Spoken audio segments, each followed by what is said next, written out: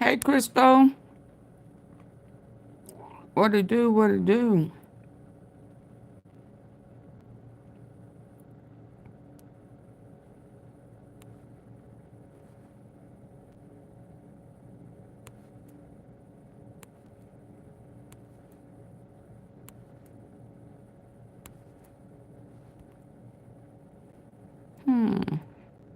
Thought I had a picture of.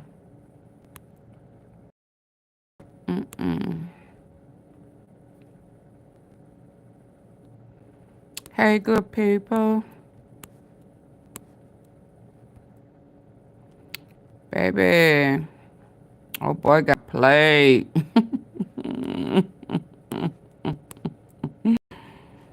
Him got played. Him got played. Ah, shit. I need to start making some move. I don't know what he got going on, y'all. I don't know. I don't know. I don't know. No, I want to see my people. Come on in, y'all. Let's talk about it so I can come back and talk. What you say?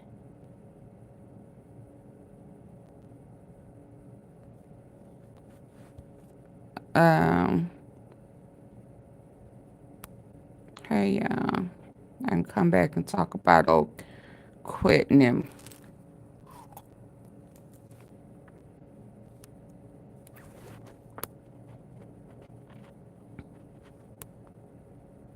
I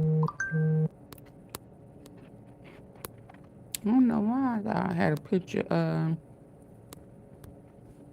don't know how that's gonna show up. It didn't show up the way I wanted it to. Baby, I know he gonna be hot. People are coming and asking for former President Obama to talk and, and give advice. He know he done messed up. Ooh wee, man. They sure finna bring back up them Epstein files. He done went in there and sat down with Putin, lollygagging him. He my best friend. He my best friend. He my friend to the end. And Putin done played, laughed all in his face. Ain't giving up nothing. And it's a fire going in Ukraine, I think. Ooh, I know he's sick. Y'all come on in. He thought he I got a friend. Oh my goodness, this man's so slow. Ugh.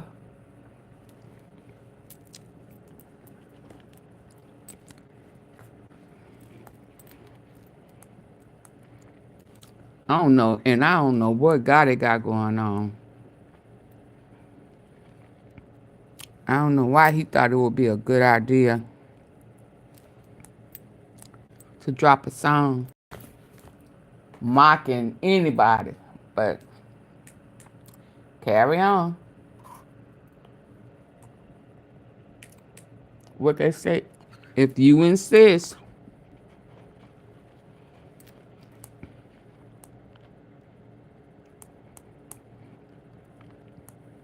Please tap the like button as you come in.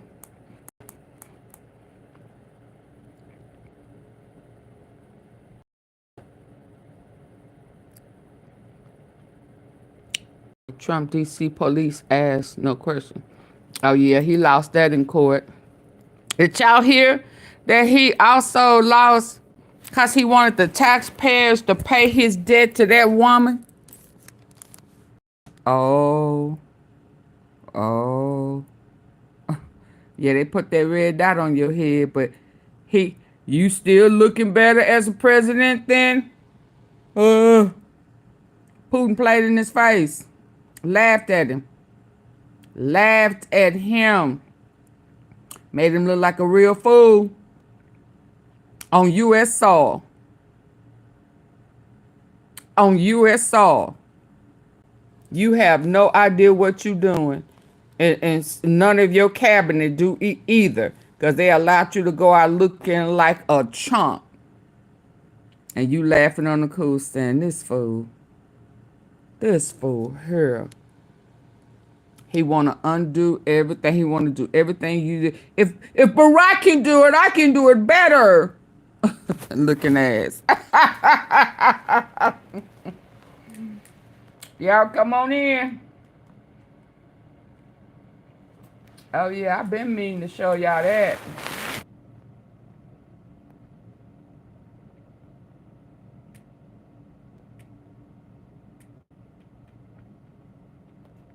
He wanted us to pay his debt for freaking on that lady. Can y'all believe that? I'm like, pervert. You are $85 million that the court say you have to pay. You rich, ain't you? You feel like you can go put your hands in everybody's cookie jar. What you need somebody to pay your debt for you for? Fool? Listeners? Him.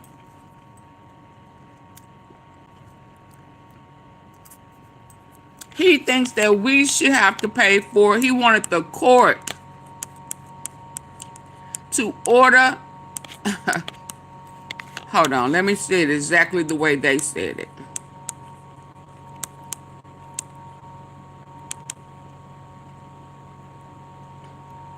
Let me say it exactly the way they said it.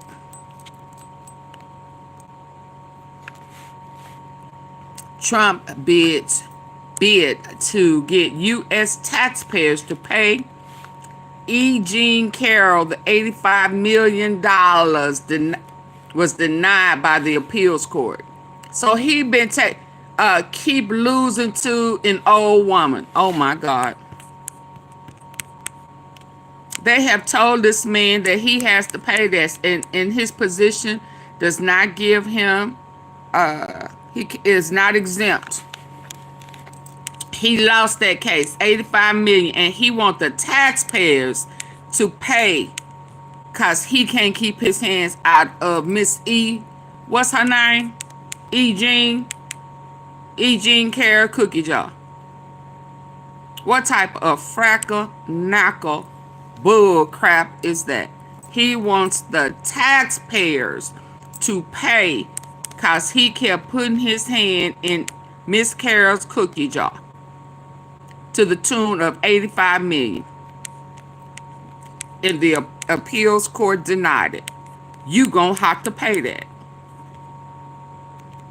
They need to start taking it out of his payroll check. They need to put a lien on his money, so he won't be trying to figure out a way to make us pay for his sticky fingers. A funky whatever. Hi, Gord. He want us to pay for that. That's the craziest shit I done heard. Now, him thinking Putin his friend is pretty crazy too. Or which is worse?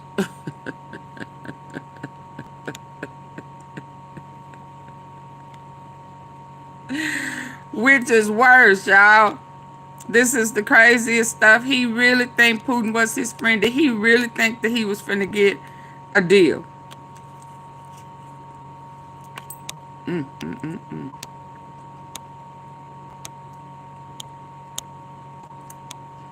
Did he really?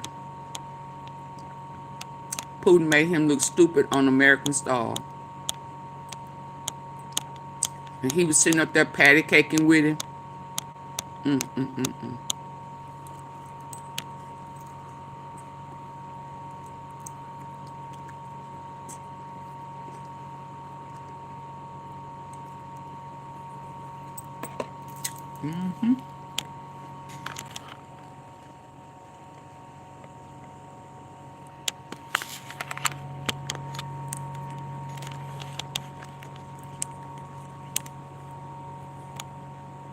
I need y'all to come in, hitting the like button.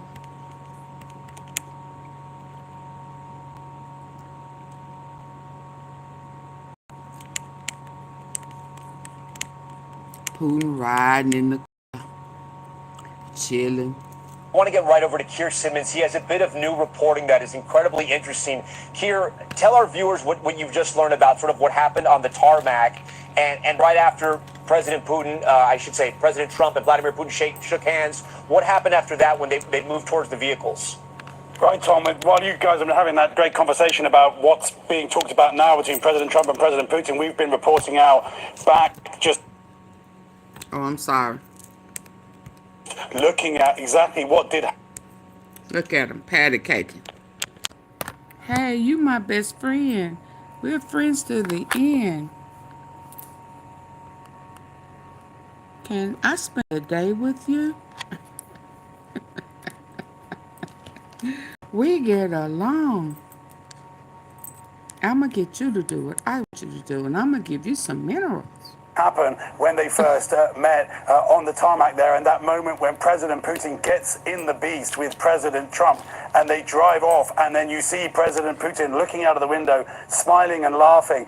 Now, Russian media has been reporting since then that there was a car for President Putin. It's called an Aurus. It was there on the tarmac, according to Russian media, waiting for him.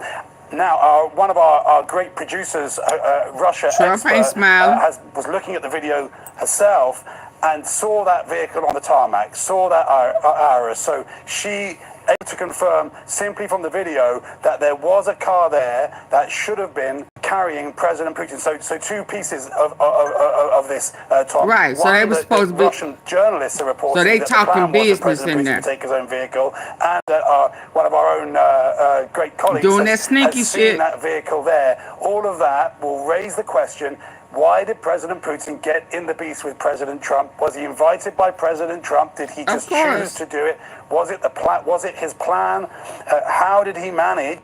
Putin said, "You're not gonna have me in the car by myself, if my car go up in flames. If I go up, he go up just like that. He think he's smarter than everybody. I'ma trick him. I'm going where he go, just like that. I ain't falling for the banana in the tailpipe. He crooked. That's what Putin's saying. No, I'm getting in the car with you. If my car gets shot up, you gonna get shot up too." To get himself in that vehicle, as you guys have been talking about, was he invited by President Trump? Did he just choose to do it? Was it the plan? Was it his plan? How did he manage to get himself in that vehicle, as you guys have been talking about, for an immediate bilateral with President Trump, with, we have to assume, potentially no interpreter, no note taker, and again, meeting when President Trump and President Putin met during the first term, and there were no note takers there, and perhaps even not a US interpreter, that caused controversy. We will be talking about what happened in that car for weeks, months, maybe longer. Who knows? Because that's how he's... Here's our first images from inside that meeting here. We see President Trump and Vladimir Putin right there, along with both delegations. Please come in hitting the like button, even if you're in the clouds. Pictures are a little pixelated right now. Looks like double tap your screen, please. Yeah, Weekoff and Senator Rubio, looking Secretary slow. of State Marco Rubio. Let's pause and listen in.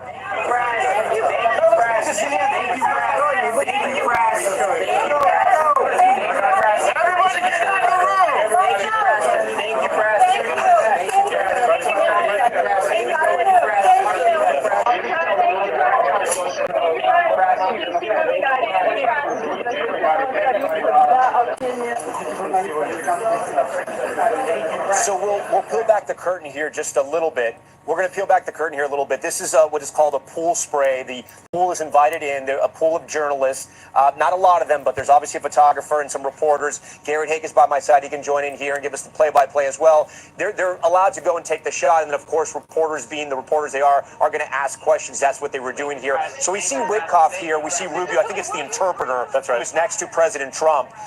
And then on the other side, we have Vladimir Putin and Sergei Lavrov, the English interpreter. I can't see who else is there. The reporters asking questions, and then we understand probably White House aides getting in the way saying, thank you, press, thank you, press. That's right. They can't hear the questions anymore. Typically, these sprays are called sprays, but you are in and out very quickly. During the Trump era, these have often morphed into mini press conferences, as the president likes to take questions on the front end of the meeting, sometimes because he wants to talk, sometimes because he wants his guests to be, put in a position of having to answer questions. Here, quite the opposite. Very quickly moved out of the room, perhaps in deference to the Russian president. But it was somewhat telling. Do we think, Garrett, I know a lot of these things we don't know, do we think that is going to be the established meeting? Because it looked like that was the team that President Trump was bringing initially before it expanded.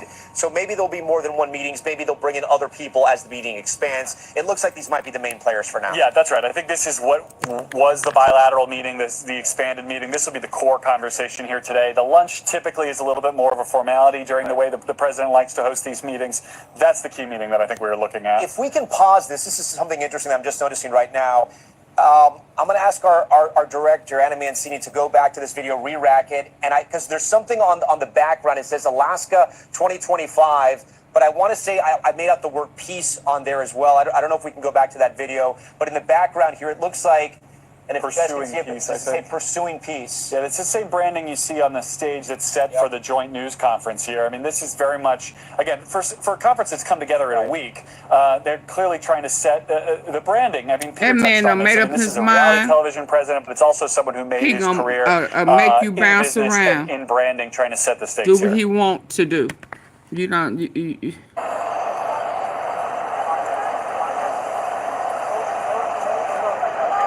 President Trump entering his vehicle there, the Beast, of course, and it looks like Vladimir Putin, I'm being told, got in with him as well, so they will share this ride together.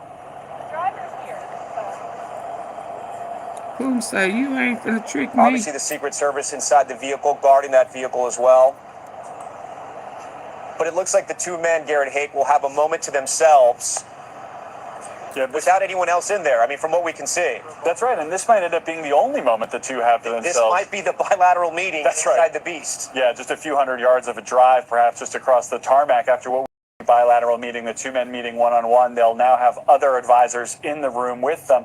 But as the car sits on the tarmac here, a chance to talk privately. Putin obviously does speak some English, uses a translator in most of these diplomatic situations. He said, I'm going to speak my language, you figure it out. Will be wondering about at the end of the day. And it's even more important now, this moment that we're looking at, both President Trump and Vladimir Putin inside the Beast, which is the presidential Cadillac that has been retrofitted to carry the President of the United States. You can see, it looks like President Trump is actively speaking there, animated. And this is important because you said the bilateral, the way it was supposed to be set, has now expanded. There's going to be other leaders inside the room, not just President Trump and Vladimir Putin. That's right. Putin will have two of his closest advisors with him as well. President Trump will have Marco Rubio, the Secretary of State, and Steve Witkoff, who's been his special envoy and one of his best friends going back decades. Witkoff's relationship with the president is extremely important. He's one of the few people in the president's life that he trusts implicitly. He's been the go-between between the Russians and President Trump up until this point. He's someone who credit should be given, right? Because Witkoff, it was said that Witkoff, after that meeting with Putin, it led to this in some ways. That's right. Witkoff came into this openly saying he's a diplomatic amateur. He's a real estate developer. He's a friend of the president. The leader of Russia. You could think Ukrainians are not going to like this image right here, Garrett. You have a laughing Vladimir Putin inside the vehicle of the President of the United States after 60 to 100,000 Ukrainians have been slaughtered in their country, have been killed in war, and their country was invaded for no reason. No reason. Putin has given reasons, but no reason that any other country that is an ally of the United States or Ukraine has accepted. Yeah, and certainly a striking contrast to the President Zelensky's visit to the White House when he was asked to leave after that Oval Office blow-up. Obviously, that relationship has improved significantly since then, but couldn't be more different than what you're seeing with President Putin here. But this is the first step in what the Russians have said could be 6 to 7 hours. It is unclear. That would have sort of changed the schedule we've seen. From what we understand, Garrett, they're going to meet with their delegations. which could take hours, but President Trump has said he'll know after 2 minutes if they're going to have a deal or not. And then after there'll be a lunch with those delegations. And then He after got that, played at some point, in his there'll be face. that news conference. That's right, and we'll know something about this meeting in that news conference before a single word is spoken. I mean, the president has made it pretty clear. If things go well, he wants Vladimir Putin to be with him. If they don't, he may come out on his own and describe what had gone on during that meeting. I think but this first bilateral meeting is going to be the whole key here, right? I mean, how things go in the first 15 to 20 minutes, I think, will determine everything else we see thereafter. The president and the Russian delegation are clearly prepared for the possibility this goes well, where you've got business officials, Commerce Secretary, the Treasury Secretary. Their input only matters if you're starting to have a broader conversation about peace and what the relationship looks like afterward. Richard, we thank you. Stand by for us. We're seeing our first images right now of President Trump on the left hand of your screen. You see him there deplaning Air Force One after having touched down in Elmendorf, Richardson, our joint base here in Anchorage, just outside of Anchorage. The honor guard waiting for him there. We know he had some key meetings on the plane as he waited for Vladimir Putin's plane to land, including meeting with the governor of Alaska and the two Republican senators. The president walking towards that red carpet. They say he was stumbling down the red carpet. And now we see Vladimir Putin on the right hand of your screen coming down, shuffling down at somewhat of a brisk pace there. There is a stage that has been set with the title Alaska 2025 at the end of the red carpet. We'll see if both leaders sort of make their way towards that stage for a photo. A reminder, this is Vladimir Putin's first time in the United States on U.S. soil in about a decade. We understand the two leaders have not met in quite some time face-to-face. They have had several conversations. They have met in passing. This face-to-face, though, will be the longest they've met since that Helsinki summit we saw in that news conference that made so many headlines. We are expecting a news conference later tonight after this summit. It's unclear exactly at what time that's going to happen. We will bring it to you live. The other big unknown is, will both of these world leaders take questions? Did he have a cocktail on the plane? And there's a good case to be made that they likely what will was this time that? as well. What? President Trump making that long walk from Air Force One He can't walk to the straight. stage now. He had to stop. Wait, what? I don't know if we have a notice. Will both of these world leaders clear exactly at what time that's going to happen? We will bring it to you live. The other big unknown is, will both of these world leaders take questions they did last time? And there's a good case to be made that they likely will Is he this time as tipsy, well. whipsy? President Trump making that long walk from Air Force One to the stage now. Yo, what was that? We have a wider shot. Was he tipsy? We are expecting a news conference later tonight after this. Is he tipsy, whipsy? Exactly at what time that's going to happen. We will bring it to you live. The other big unknown is that the electric slide or something? To the left, to the left, to the left, to the left. Kick now, kick now. He can't walk straight no more. Trump making that long walk from Air Force One to the stage now. I don't know if we have a wider shot. To the left, to the left, what to both men are the looking at right now and where they're left, to headed. the left. I got to see that again. Will both of these world leaders take questions they did last time? He can't walk straight, y'all. There's a good case to be made that they likely will this time as well. President Trump making that long walk from Air Force One to the stage now. He's stumbling and crumbling. I don't know if we have a wider shot of this to see kind of what both men are looking at right now and where they're headed. He's stumbling. Trump was stumbling. Exactly at what time that's going to happen. We will bring it to you live. The other big unknown is, will both of these world leaders take questions they did last time? And there's a good case to be made that they likely will this time as well. President Trump making that long walk from Air Force One to the stage now. Putin done ran down. Let's see Putin. I'm sorry. Let's see him run down them steps. Because he did it like a champ. Screen coming down. Look at him. Shuffling down at somewhat of a brisk pace there. There is a stage that has been set with the title this Alaska one over here, 2025 at he the can't end of the even red walk carpet. straight. We'll see if both leaders sort of make their way towards that stage for a photo. A reminder, this is Vladimir Putin's first time in the United States on U.S. soil in about a decade. You did us We dirty. understand the two leaders have not met in quite some time face to face. They have You had failed several your sobriety conversations. They've met in test. passing. This face to face, though, will be the longest they've met since that Helsinki summit we saw in that news conference that made so many headlines. We are expecting a news conference later tonight after this summit. It's unclear exactly at what time that's going to happen. We will bring it to you live. The other big unknown is, will both of these world leaders take questions they did last time? And there's a good case to be made that they likely will this time as well. President Trump making that long walk from Air Force One to this stage. Baby, he walking just as straight and prim. You got played. You shamed us again. What both men are looking at right now and where they're headed. Hey, look.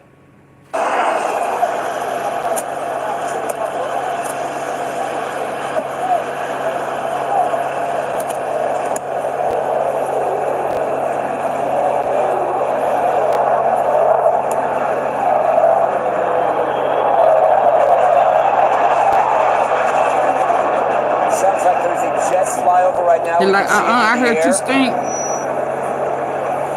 Looks like a few, from our perspective here, a few bombers in the air and some fighter jets right behind them. And here's the moment. President Putin, will you agree to a ceasefire?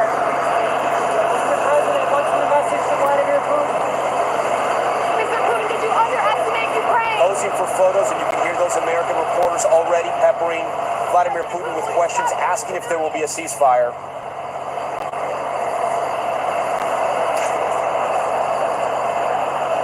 Putin signaling he can't hear them. Unclear if he can or not. Thank you, press. Thank you, press. Thank you, press.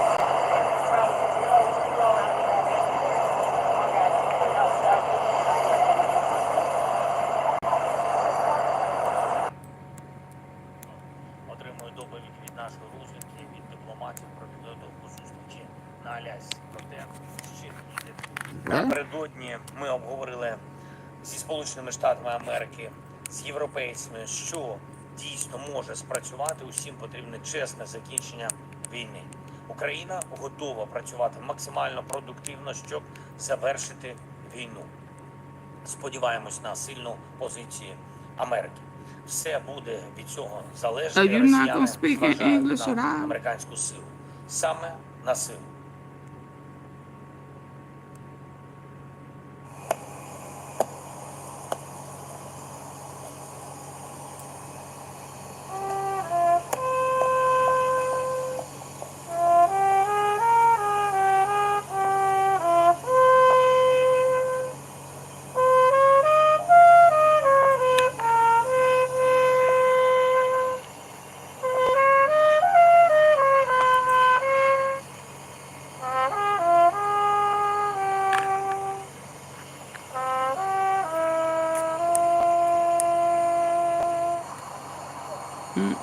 What is this? Let's get over here.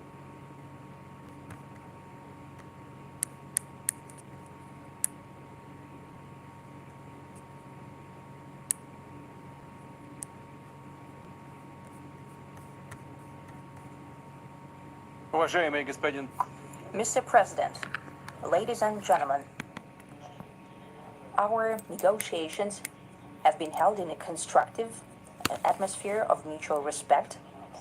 We have very thorough negotiations that were quite useful. I would like to thank once again my American counterpart for the proposal to travel out here to Alaska. It only makes sense that we've met here because our countries, though separated by the oceans, are close neighbors. So when we've met, when I came out of the plane and I've said, "Good afternoon, dear neighbor. Very good to see you. In good health and to see you alive." I think that is very neighborly. And I think that's some kind words that we can say to each other. We're separated by the Strait of Bering, though there are 2 islands only between the Russian island and the US island. They're only 4 kilometers apart. We're close neighbors, and it's a fact. It's also important that Alaska has to do with our common heritage, common history between Russia and the US, and many positive events have to do with that territory. Still, there is tremendous cultural heritage back from the Russian America. For example, Orthodox churches and a lot of, more than 700 geographical names of Russian origin. During the Second World War, it was here in Alaska that was the origin of the legendary air bridge for the supply of military aircraft and other equipment under the Lend-Lease program. It was a dangerous and treacherous route over the vast emptiness of ice. However, the pilots of both countries did everything to bring close to the victory. They risked their lives and they gave it all for the common victory. I was just in the city of Magadan in Russia, and there is a memorial there dedicated to the Russian and the US pilots. And there are two flags, the US flag and the Russian flag. And I know that here as well, there is such a memorial. There is a military burial place several kilometers away from here. The Soviet pilots that buried there who died during that dangerous mission. We're thankful to the citizens and the government of the US for carefully taking care of their memory. I think that's very worthy and noble. We'll always remember other historical examples when our countries defeated common enemies together in the spirit of battle camaraderie and allyship. I know They he's supported saying, each can you other, hurry up? facilitated each other. I'm sure that this heritage will help He didn't us even try to rebuild speak in and English. foster mutually No beneficial respect. and equal ties at this new stage, even during the hardest conditions. It is known that there have been no summits between Russia and the US for 4 years, and that's a long time. This time was very hard for bilateral relations, and let's be frank, they've fallen to the lowest point since the Cold War. I think that's not benefiting our countries and the world as a whole. It is apparent that sooner or later we have to amend the situation to move on from the confrontation to dialogue. And in this case, a personal meeting between the heads of state has been long overdue. Naturally, under the condition of serious and painstaking work, this work has been done in general. Me and President Trump have very good direct contact. We've spoken multiple times. We spoke frankly on the phone. And Special Envoy of the President, Mr. Witkoff, traveled out to Russia several times. Our advisors and heads of foreign ministries kept in touch all the time. And you know fully well that one of the central issues was the situation around Ukraine. We see the strive of the administration and President Trump personally to help facilitate the resolution of the Ukrainian conflict. And his strive to get to the crux of the matter, to understand this history, is precious. As I've said, the situation in Ukraine has to do with fundamental threats to our security. Moreover, we've always considered the Ukrainian nation, and I've said it multiple times, a brotherly nation, however strange it may sound in these conditions. We have the same roots, and everything that's happening is a tragedy for us and terrible wound. Therefore, the country is sincerely interested in putting an end to it. At the same time, we're convinced that in order to make the settlement lasting and long-term, we need to eliminate all the primary roots, the primary causes of that conflict, and we've said it multiple times, to consider all legitimate concerns. He said he ain't doing nothing. A just balance of security Ain't in shit Europe you can and in say. Europe on the whole. And Trumpty that Dumpty President sit on the Trump wall. has been said today that naturally the security of Ukraine should be ensured as well. Naturally, we're prepared to work on that. That the agreement that we've reached together will help us bring closer that goal and will pave the path towards peace in Ukraine. We expect that Kiev and European capitals will perceive that constructively and that they won't throw a wrench in the works. They will not make any attempts to use some backroom dealings to conduct provocations to torpedo the nascent progress. Incidentally, the new administration came to power, bilateral trade started to grow. It's still very symbolic. Still, we have a growth of 20%. As I've said, we have a lot of dimensions for joint work. It is clear that the US and Russian investment and business cooperation has tremendous potential. Russia and the US Hello, Michelle. offer each other so much in trade, digital, high tech, and in space exploration. We see that Arctic cooperation is also very possible, and our international context, for example, between the far east of Russia and the west coast of the US. Overall, it's very important for our countries to turn the page, to go back to cooperation.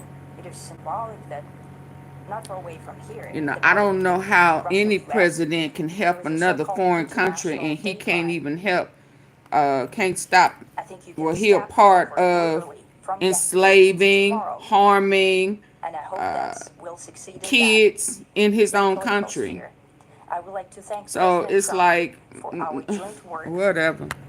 for the well-wishing and trustworthy tone of our He more concerned about Israel deals he have with Ukraine than the people that he has been a part of molesting. That's why Putin played in his face. Russia has its own national interests. I expect that today's agreements will be the starting point, not only for the solution of the Ukrainian issue, but also will help us bring back. But let's be clear. Let's make no mistake about it. Russia had their own trafficking going on too, because I remember when Diddy was going, and Jay-Z allegedly was going over there to, you know, stay at that resort type stuff that they got going on and having kids brought over for pleasure. Like in pragmatic relations between Russia and the US. And in the end, I would like to add one more thing. I'd like to remind you that in 2022, during the last contact with the previous administration, I tried to convince my previous American colleague that the situation should not be brought to the point of no return when it would come to hostilities. And I said it quite directly back then that it's a big mistake. Today, when President Trump is saying that if he was the president back then, there will be no war. And I'm quite sure that it would indeed be so. I can confirm that. I think that overall, me and President Trump have built a very good, business-like and trustworthy contact. And I have every reason to believe that moving down this path, we can come, and sooner the better, to the end of the conflict in Ukraine. Thank you. Thank you. Thank you very much, Mr. President. It was very profound, and I will How was say it? that Oh, he was I here. believe we had a very productive meeting. There were many, many points that we agreed on. Most of them, I would say, a couple of big ones that we haven't quite got there, but we've made some headway. So there's no deal until there's a deal. I will call up NATO in a little while. I will call up the various people that I think are appropriate, and I'll of course call up President Zelenskyy and tell him about today's meeting. It's ultimately up to them. They're going to have to agree with what Marco and Steve and some of the great people from the Trump administration who've come here, Scott and John Ratcliffe. Thank you very much. But we have some of our really great leaders. They've been doing a phenomenal job. We also have some tremendous Russian business representatives here, and I think, you know, everybody wants to deal with us. We've become the hottest country anywhere in the world in a very short period of time, and Oh my God. we look forward to that. We look forward to dealing. We're going to try and get this over with. We really made some great progress today. I've always had a fantastic relationship with President Putin, with Vladimir. We had many tough meetings, good meetings. We were interfered with by the Russia hoax. That made it a little bit tougher to deal with, but he understood it. Oh, not the Russia. Things like that during the course of his career. He's seen it all, but we had to put up with the Russia hoax. He knew it was a hoax, and I knew it was a hoax. But Well, he what helped was you done was win. very criminal, but it made it harder for us. You to made deal some as a country promises in to terms him. of the business and all of the things that we'd like to have dealt with, but we'll have a good chance when this is over. So just to put it very quickly, I'm going to start making a few phone calls and tell them what happened. But we had an extremely productive meeting, and many points were agreed to. There are just a very few that are left. Some are not that significant. One is probably the most significant, but we have a very good chance of getting there. We didn't get there, but we have a very good chance of getting there. I would like to thank President Putin and his entire team, who I know in many cases, other than that, whose faces I get to see all the time in the newspapers. You're almost as famous as the boss, but especially this one right over here. But we had some good meetings over the years, right? Good productive meetings over the years, and we hope to have that in the future. But let's do the most productive one right now. We're going to stop really 5, 6, 7,000, thousands of people a week from being killed, and President Putin wants to see that as much as I do. So, again, Mr. President, I'd like to thank you very much, and we'll speak to you very soon and probably see you again very soon. Thank you very much, Vladimir. Next time in Moscow. Oh, that's an interesting one. I don't know. I'll get a little heat on that one, but You sure damn sure will. I could see it possibly And happening. you probably Thank won't you very come much, back. Vladimir. And thank you all. Thank you. Thank you. Thank you so much.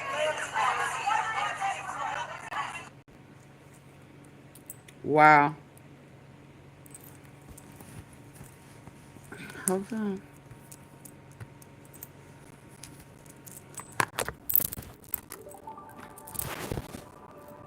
Precise designs. Hold on.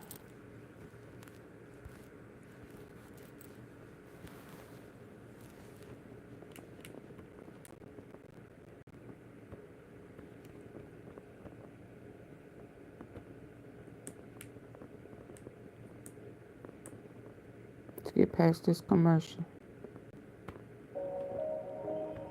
Dave Arenberg, great to have you back here on Mea Culpa. There is nobody that I need more than you at this very, very moment. Lots to talk about. I want to start right here.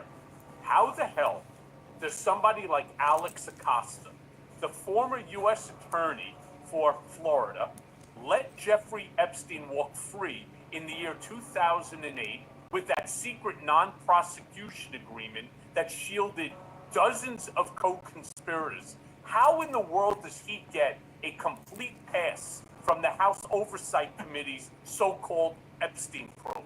I can't figure this one out. Michael, it's good to be with you. It shows that that list that James Comer subpoenaed is not a serious list. If it were a serious list, then Alex Acosta would be on it. If they were really interested in fact-finding, he would be on it. Trump would be on it too, quite frankly. But instead, this is a list for political purposes. It's as if Comer threw darts at a list of Donald Trump's enemies. So you've got Hillary Clinton, for whatever reason, Bill Clinton, you've got Bob Mueller, who Trump hates. Show us the files. It's not going anywhere. Prosecution decision Alex Acosta did. You have Jeff Sessions, you have, I mean, Bill Barr. Bill Barr, which, by the way, I'm glad. James Comey. Right. And you've got, like, this is the greatest hit. This is like Loretta Lynch. You have Loretta Lynch, and you have, what's the last guy's name as well? I forget. But it is. Eric Holder. Yeah. Eric Holder. This is greatest hits. This is like one of those commercials for a 70s album back then where it's just like old replayed hits. And you know, what this shows, Michael, is that this whole Epstein controversy is ginned up as Pizzagate 2.0. This is a far-right conspiracy theory that there's this cabal of Democratic elites that He told on himself, y'all. running either at a pizza place or on Epstein Island, and Bill Clinton and Bill Gates are at the top of that list. Well, the reality is there is no Epstein list. There is an Epstein file, but there's not an Epstein list. And it's not just a partisan cabal like they're told. They were fed a bill of goods, and now the base is ready to revolt. And to mollify them, you've got James Comer saying, all right, we're going to do subpoenas, and we're going to subpoena Bill and Hillary Clinton. Good luck with that. If you really were interested in finding the truth, you would go and subpoena Alex Acosta, which they did. I mean, I don't even believe that Trump should be subpoenaed. And I'm sure a lot of my listeners will be like, wait. Are we listening to Michael Cohen?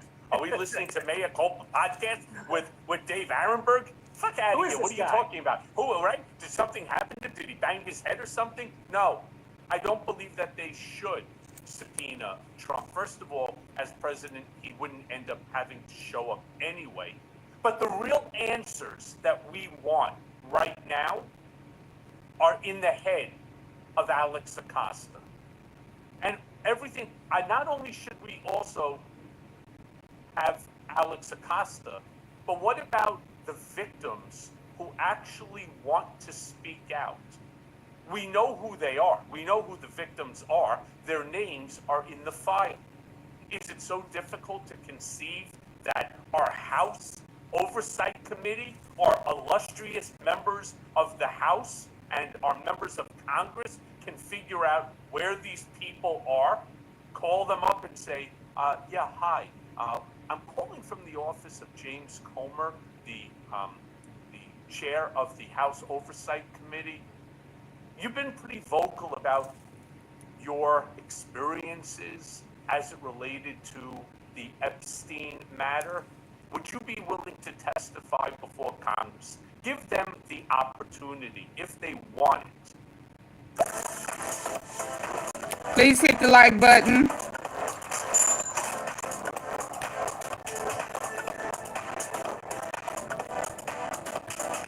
To come forward, to tell their story. Instead, by ignoring them, I feel that Comer and the House Oversight Committee are merely victimizing the victims yet again. Well, if they wanted to actually pursue the truth, they would subpoena people who know things. Now, they could try to subpoena the victims, but a lot of the victims want this thing to be over. This is something that traumatizes them. If they want to subpoena third-party co-conspirators, those individuals will have their Fifth Amendment right. If they want to subpoena Bill Clinton and Hillary Clinton, that's going to be a fight in court, because you got to have a legislative purpose, a legitimate one, and not just a gotcha. And all the people have to do is to fight this out in the courts, like Trump and his people did when the January 6th committee, they subpoenaed them. Remember, Jim Jordan didn't even show up at all. He just ignored the subpoena. So Bill Clinton, Hillary Clinton, and others can just ignore it, fight out in the courts, and then next November, in 2026, the Democrats are expected to gain control of the House, and then the Comer committee is gone. Yeah, they trying to sabotage that. Steal that. He wasn't talking all that noise with Putin. I don't Oh, I mean, he ate tail, didn't he? Didn't he? He didn't have his finger like he talking to somebody in their face. He wasn't doing that chastising. He didn't get all red and orange and shit all in the face. He wasn't trying to be a bully. He let that little old man, that little bitty, look like he 5 feet tall man, punk him. Because he didn't talk none of that thick. He sat there humble as pie. Yeah. Where was the mouth at, Dumpty? Yeah. You a fraud all over the place. And where's the files? We want the Epstein files. You wasting our time with this crap. You ain't getting no deal. You ain't stopping no wars. You ain't done shit but play with kids. Play with kids. That's it. Moving predators from prison to a camp. Now she's eligible to go get a job.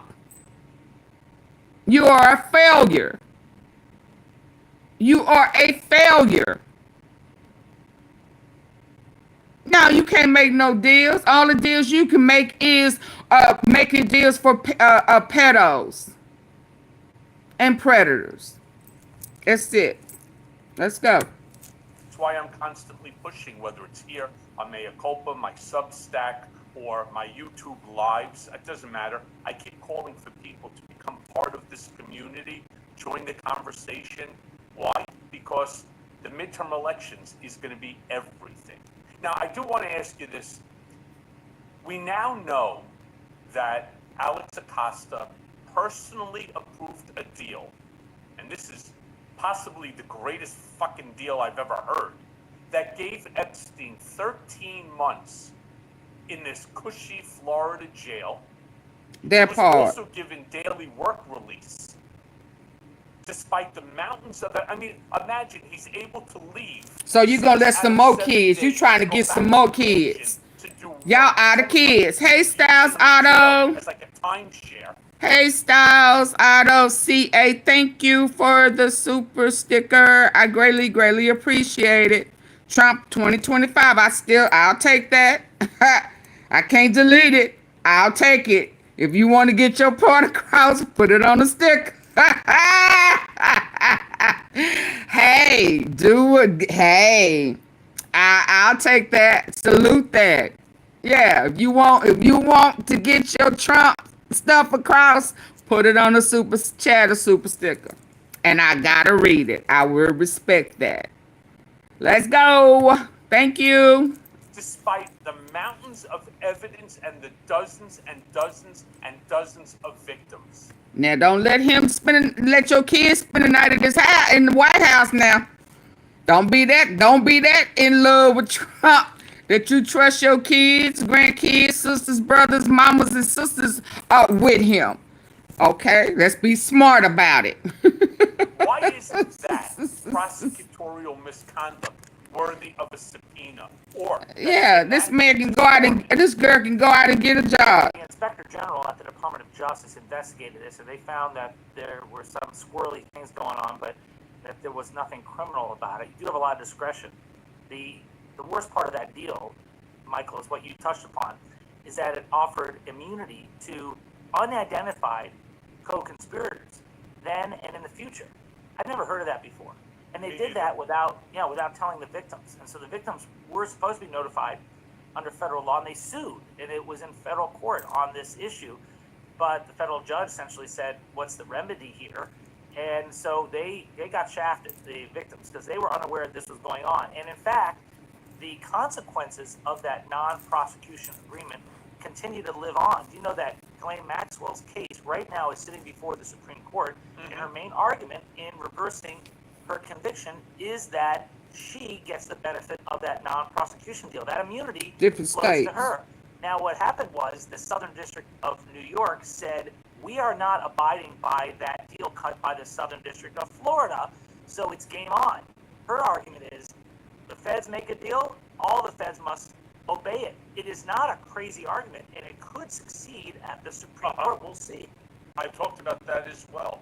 I have a funny feeling, especially based upon now the president, let's just say, if you're thinking about getting a contour pillow, you need to hear this first. So I almost made the dumbest mistake of my life. I got throwing his arms around this matter. I think it's a very legitimate argument that she was making. That non-prosecution agreement should have extended. You know, she's not wrong. Could you imagine? You make a non-prosecution If that's the case, you didn't have. If that's the case, there wouldn't be federal cases all in different states. What ruling happened? What goes on in what state doesn't necessarily goes on in another state.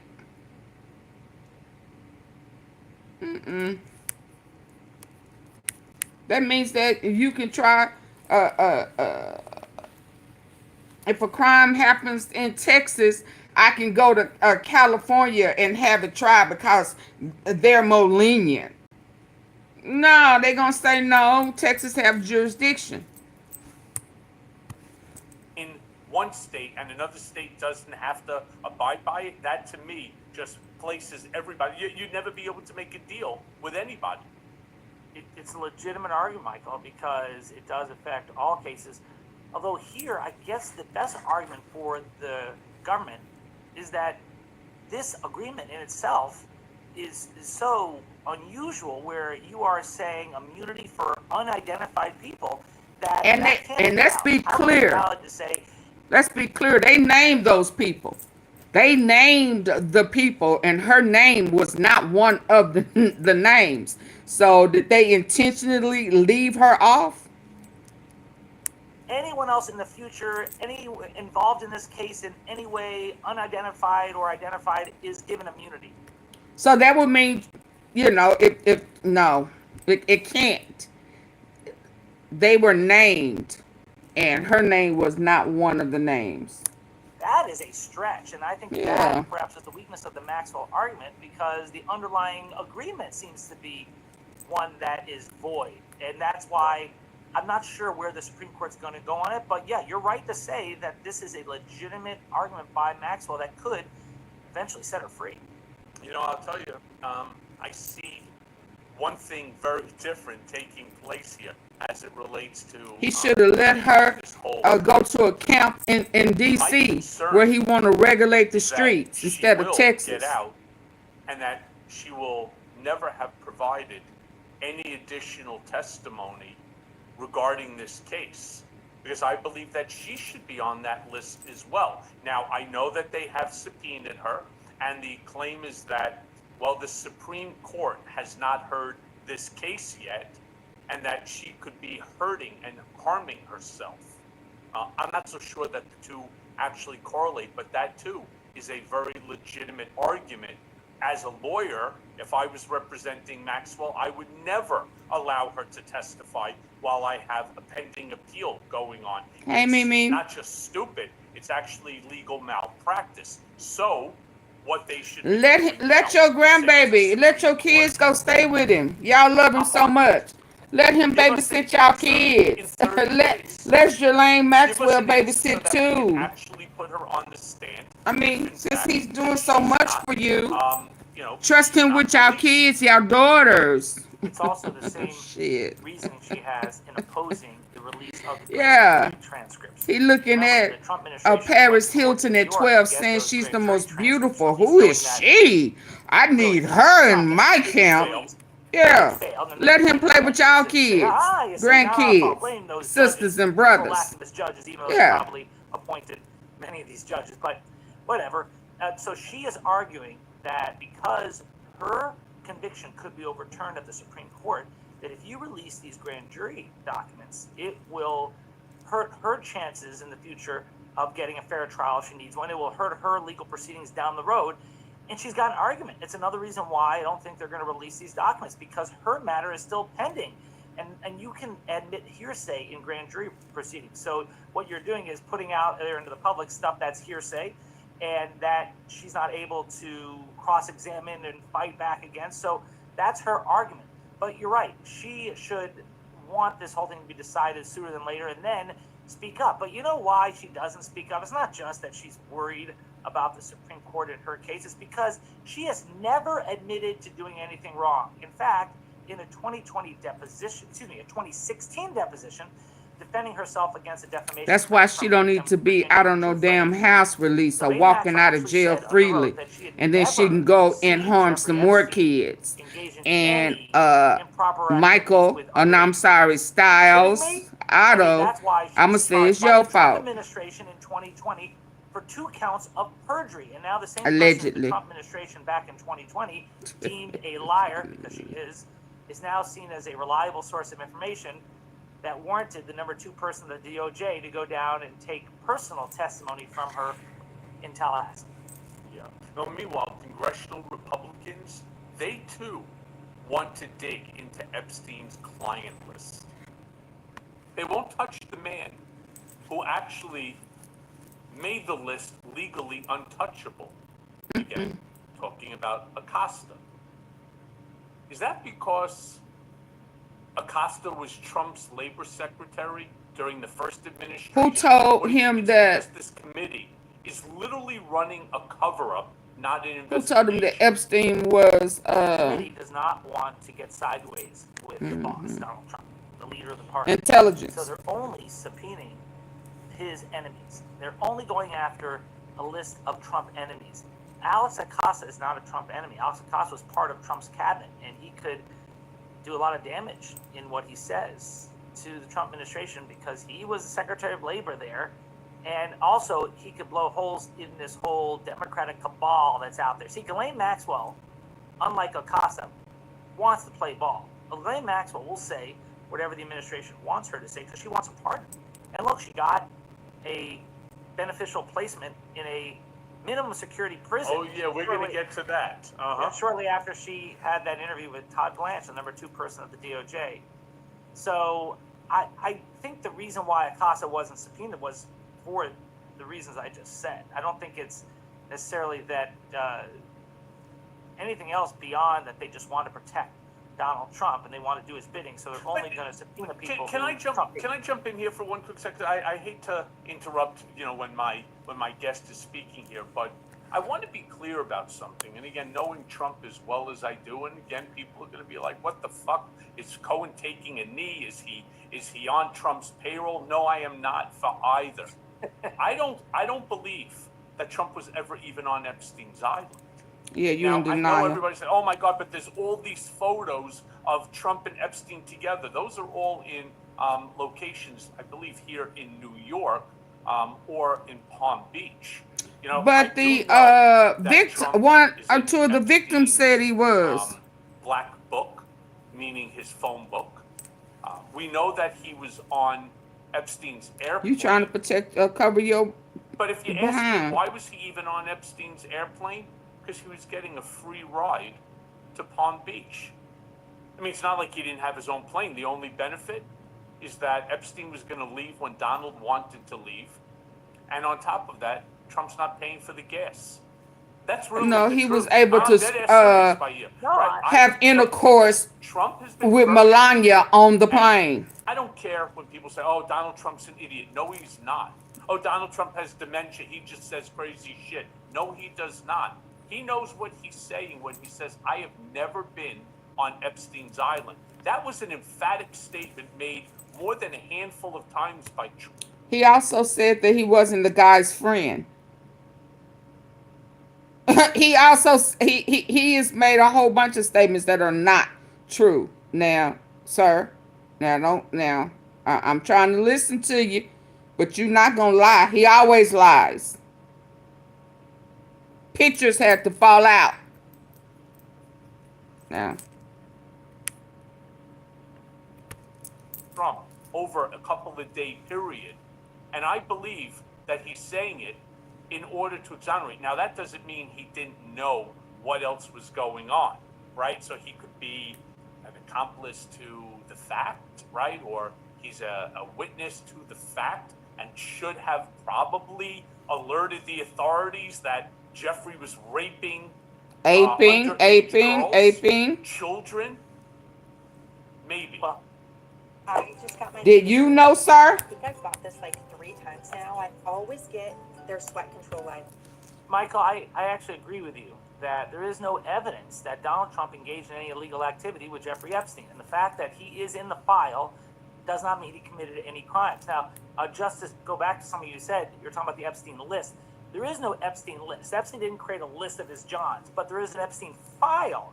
But the MAGA base has been led to believe there is an Epstein list, and they want to see it. Yeah, because that's what he said. DOJ has said there is. That's what he said. There's no evidence that there's ever been a list, but there is a file. Yeah, he said list. She said list.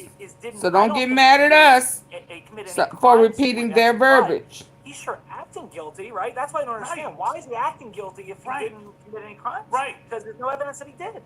Now, one of the things that we also know is that Epstein had a lot of photographs, and he also Hey, had Mrs. a lot of Tom. videotapes. That's something I think that came out in some testimony. You and that sipping? those tapes are all labeled. I would like to know where they are. I'd like to know. I ate a who has it. I was late under the breakfast impression mid-lunch. that the FBI has it, but then you start. Thanks for asking. And I had my juice. There are none. So is there a, we'll call it a So I client am list? full. I'm pretty sure that there's got to be some sort of a list that he made on people that would come to the island. Probably has video on them, because Epstein was exactly what he was. He's a fucking extortionist, child rapist, Apis. That's just who and what he was. Well, there could be lists of people who came to the island, and could be lists of, like in this black book, we already know that exists. Okay. But as far as a list of those who We want the list. The reason why We want the list. It's not just because the DOJ said that. By the way, they had every incentive to publish that if there was a list, because their base is demanding it. They promised the base they would get it, and it doesn't exist. But also, the reporters who helped unearth this story said, the ones closest to this said, there is no list. And then you also hear from Alan Dershowitz, Jeffrey Epstein's lawyer, who's been talking a lot about this matter and said there is a file, but there is no list. Well, why is his number there's no list of people. 174? Here it is, this master list that's of all the bad guys. But yes, there is a file that contains, it looks like, child Why is he porn 174? and names of people who could be unindicted co-conspirators. And do you know something else is interesting? Hey, The grand Janet. jury documents are released. Do you know There that is a Trump list. I agree. promised that they would redact Sherry, of the unindicted co-conspirators. I agree. So Because he's There's a list. protecting them. All of a sudden, Donald is going to be the protector. Where the fuck was he for me, right? When I was protecting him, why wasn't he protecting me? Now he's going to protect a fucking child rapist? Give me a break. Apis. Can we go back to that topic that you brought up about Ghislaine Maxwell being moved?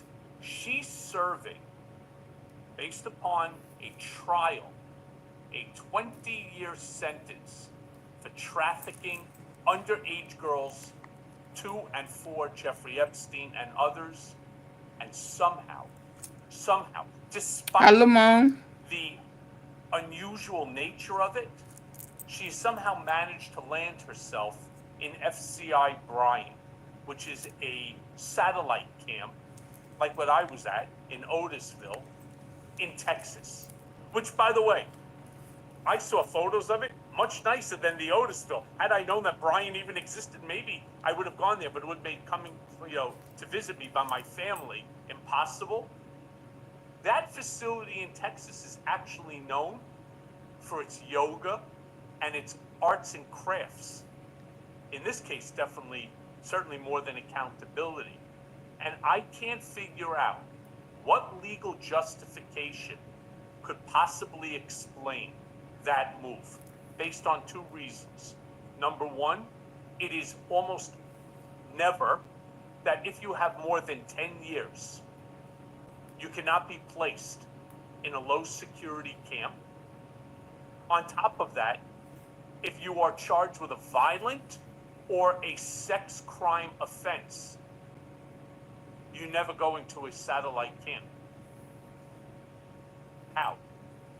Well, the original facility she was in Tallahassee was considered a low security camp. This is even lower than that. This is a minimum security camp. And yes, you're not supposed to be sent there if you are a human trafficker. And That is there a are all these kid. protocols that have to be followed. He is There are helping prisons that Zelenskyy. apparently were not That's her followed. answer. Oh, But I must say wow. this. If the I am so Department of sorry to Justice, hear which that. oversees the Bureau of Prisons, I'm glad wants you someone got sent there, out. they can send someone there. They can just say, we're going to suspend all the bylaws, we're going to suspend all the rules, and we're going to send them there. So there's nothing illegal, but they did apparently She break has it their in her protocols in head. doing that. And the timing, of She course, did is the suspicious books. because Yes, it I occurred agree. just after her 2-day interview with Todd I Blanchard, agree. number 2 person at the DOJ. So all this is highly suspicious, and And it just shows you I that pray that she you wants to have play ball, and she is. She's giving the gotten Trump administration healing what they want to hear. And there are two things that and they some want. One, peace. they want exoneration of Donald Trump. They want her Some to say that he peace. had nothing to do with any of Miss the Pearson, illegal I pray that activities.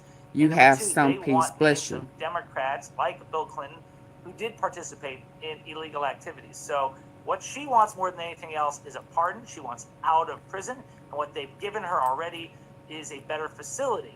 This is why you can't trust her. It's not only that she is an accused and And you can't indicted trust the perjurer, person who proven liar, let her out. but And there's she's still also people someone out there wants who something. are So she's healing or every trying to incentive heal or continue to in lie. trauma. Yeah. Every You day are- is the battle, but this God makes is stronger. absolutely But God, zero sense to me. yes, I indeed. don't understand. Lord, we pray Even that you assuming- heal her and give her peace I make guests smile every day. and Oh yeah, you get a comfort. military discount. Thank you for your service. Most of the time they're face-led. That And she comes out, validation. Ghislaine Maxwell, and makes the statement, an overt statement, that Donald Trump had absolutely nothing to do with the sex trafficking. He was never with any of the underage girls. That's a lie.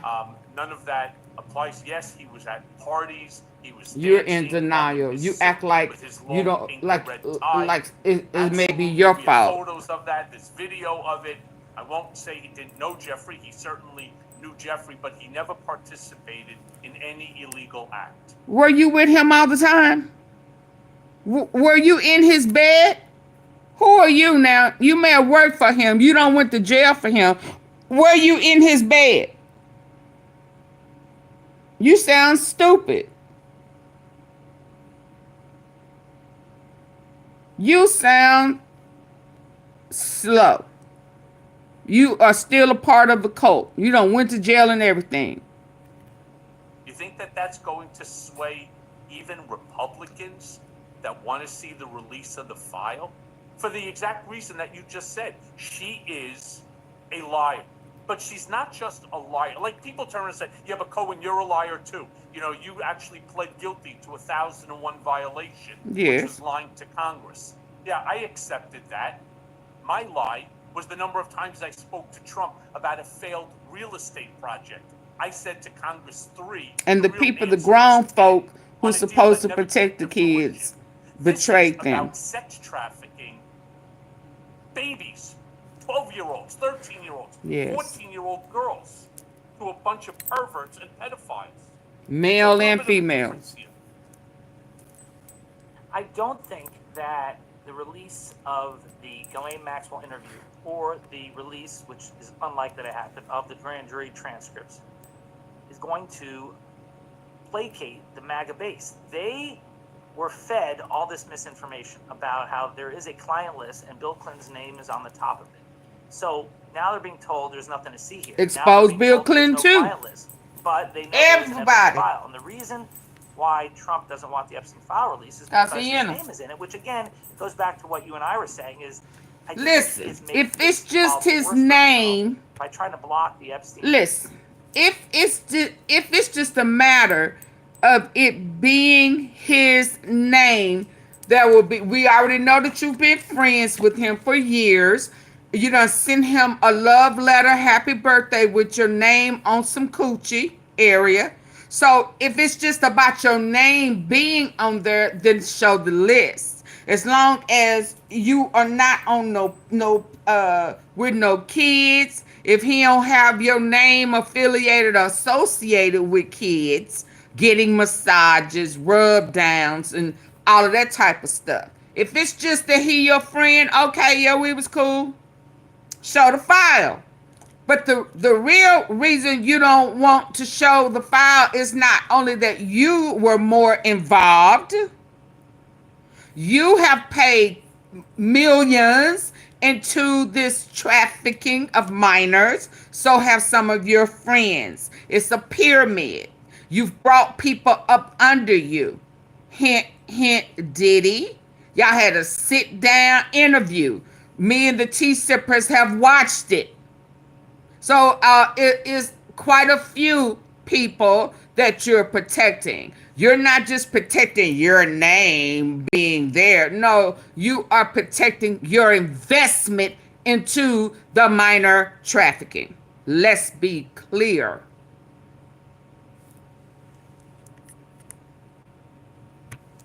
File, because people know. Yeah, they all in it. Why try to rewrite history? It's known. And by saying that this letter, this birthday letter doesn't exist, okay, come on. I mean, it exists. And you know how we know it exists? Because the Attorney General I hope FBI, every time you lie and cover it up, God expose you more and more and more and more. So unless someone else wrote it and signed it for Donald Trump. And I hope and pray somebody leak it. It exists with his signature on it. So that's why I and end all of it, expose all of them. I don't care. It can be somebody I know on that list. I wouldn't give a shit. Expose them all. You know what bothers me more than anything? The fact is, Maxwell is the only person who's serving time. Oh boy, I can't. Now you finna. Are you on the list? Couple, are you on the list? Cohen, are you on the list? Yeah, I gotta take you off, y'all. That's pause for cause him and all his excuses. I'm just not. You're not. I don't give a shit if she is the only one.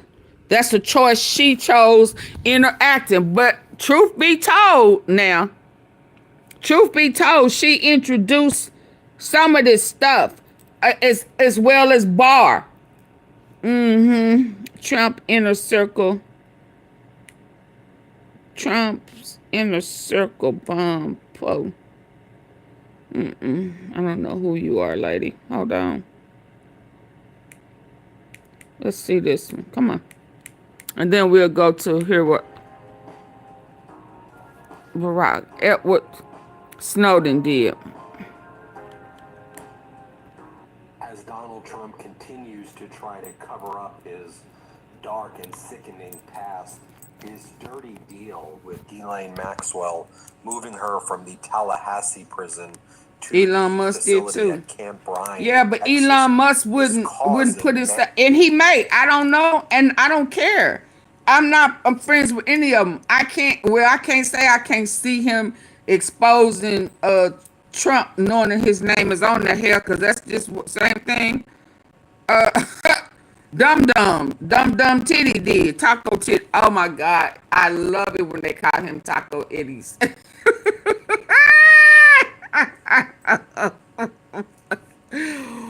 Woo! I can't imagine somebody being that slow. But Elon trying to get the list. He trying to get it. So if he on there, okay. Well, hell, I don't know. I don't know nothing about how this group of people operate. We just want the names and the justice. Absolutely. Hey, eternity. That's all we want. That's all we want. I don't care whose name is on the list.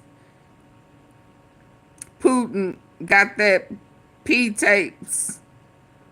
Oh yeah, because Putin dropped them tapes of Melania. Putin ain't playing. Putin laughed in his face, didn't he? Had him doing the shuffle to the left, to the left, to the. He couldn't even walk down the red carpet right. He all to the left, to the left. What the way? Are you drunk? Are you drunk, Humpty Dumpty? Not need a cell. Massive nuclear level issues at the female prison system in both Tallahassee the speed up walk. and Camp Bryant in Texas. So in Texas, it's a minimum security facility where he ain't got no balance. He could hold his balance straight. Y'all Putin him back. And here go Putin bouncing down them the plane steps like it ain't nothing. Yeah, no.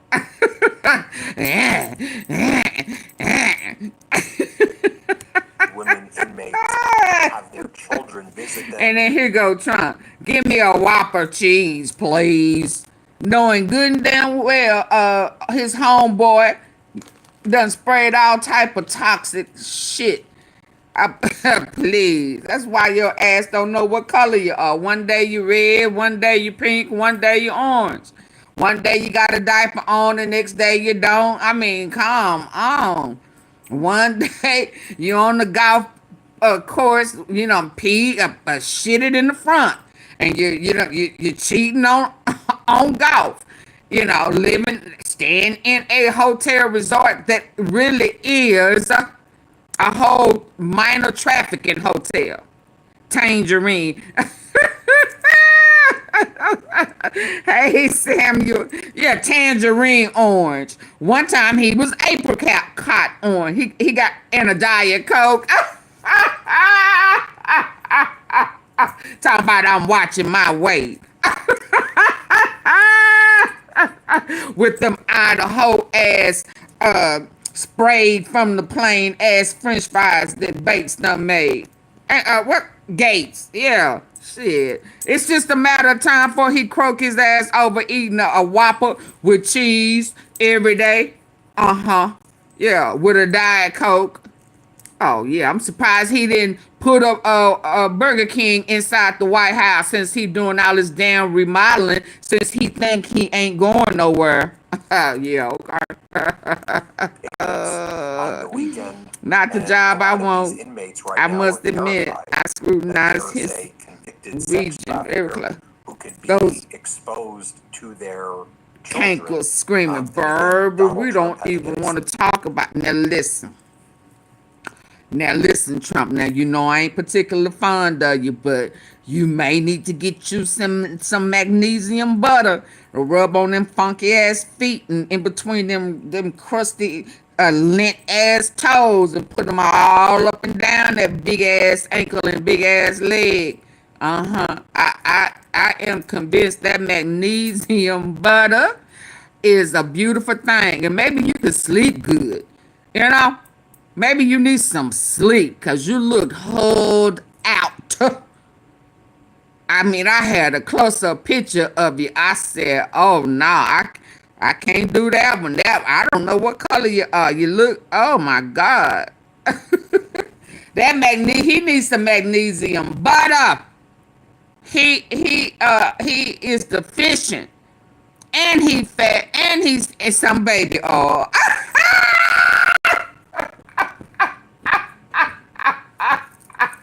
He needs some Diddy on his butt.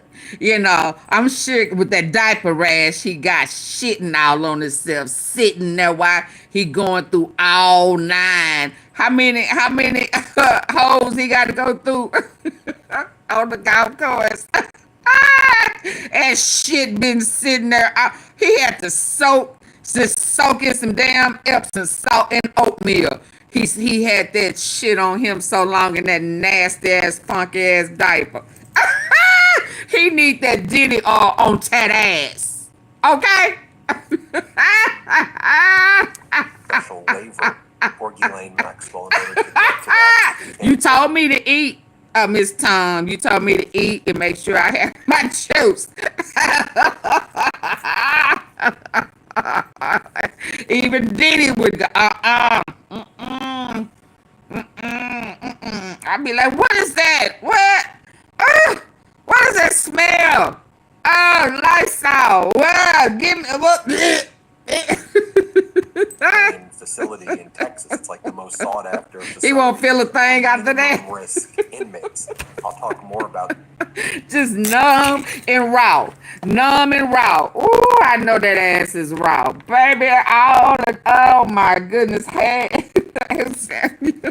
hey to any and everybody I missed. I'm sorry.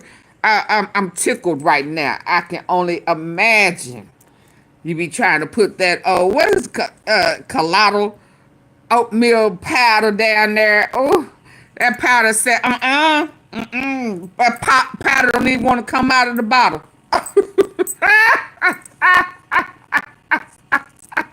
Nut. Hell, if Melania, whoever have to change his diaper, spray some perfume down there, make that shit burn. Corn storage, baking soda. Yeah, put some baking soda down there to absorb some of that funkiness. Some of the issues we're seeing. Corn starch. He couldn't pay me to change his diaper. He couldn't pay me to change his diaper. I be trying to, baby, I don't even want to say what I would be doing if I just wouldn't have that Old Spice. Oh my God. Put some Old Spice. Tell them to raise your legs up. Let me get this shit. And spray some Old Spice down there with your funky ass. Maybe that'll kill this smell. Something strong. Criminals like Ghislaine Maxwell, who was convicted of sex trafficking. Woo, Lord. At least it's not brute. Yeah, them both are strong. The stench, I couldn't do that either. It's almost like I could smell. Oh my God, I just could not. I'll be like, y'all smell this shit every day? I bet you his drawers stand up in the corner by themselves. I just would not. I would not. I just would not. And you sarcastic in the mouth.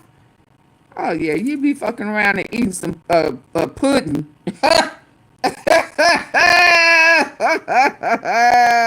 Plus, he don't bathe. Lord. I ain't gonna play with you, Janet. Bed nursing home. Not wanting. And bed sores. That's the worst, ain't it? Oh my God. You stinky and you got bed sores and you don't want to take a bath or sit your butt in some water. Sit down. You can't reach back there with your hand icy hot up under them. Like,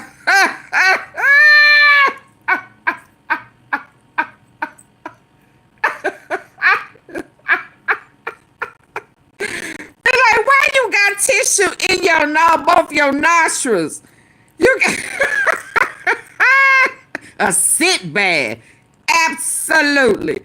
Absolutely. You know, them old grandma, go sit. Sit and soak. Sit your ass down. You know you can't reach back there. Sit down.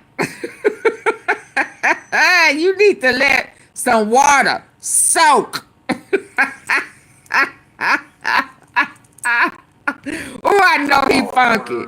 Oh, I can't. This entire system is rigged against You them took care of your because mom. they're seeing She was somebody who bedridden, has but money like a Ghislaine Maxwell. So baby, listen, ain't nothing like them beds, nothing like being stinky, ain't babe, and you got them bed sores cause you just, oh my God. I used to work with a girl, Lord, and she, you know, she just thought I was the coolest, jazzy, you know, I just want to be your friend, you know, all the guys like you, everybody like you, you just da-da-da-da.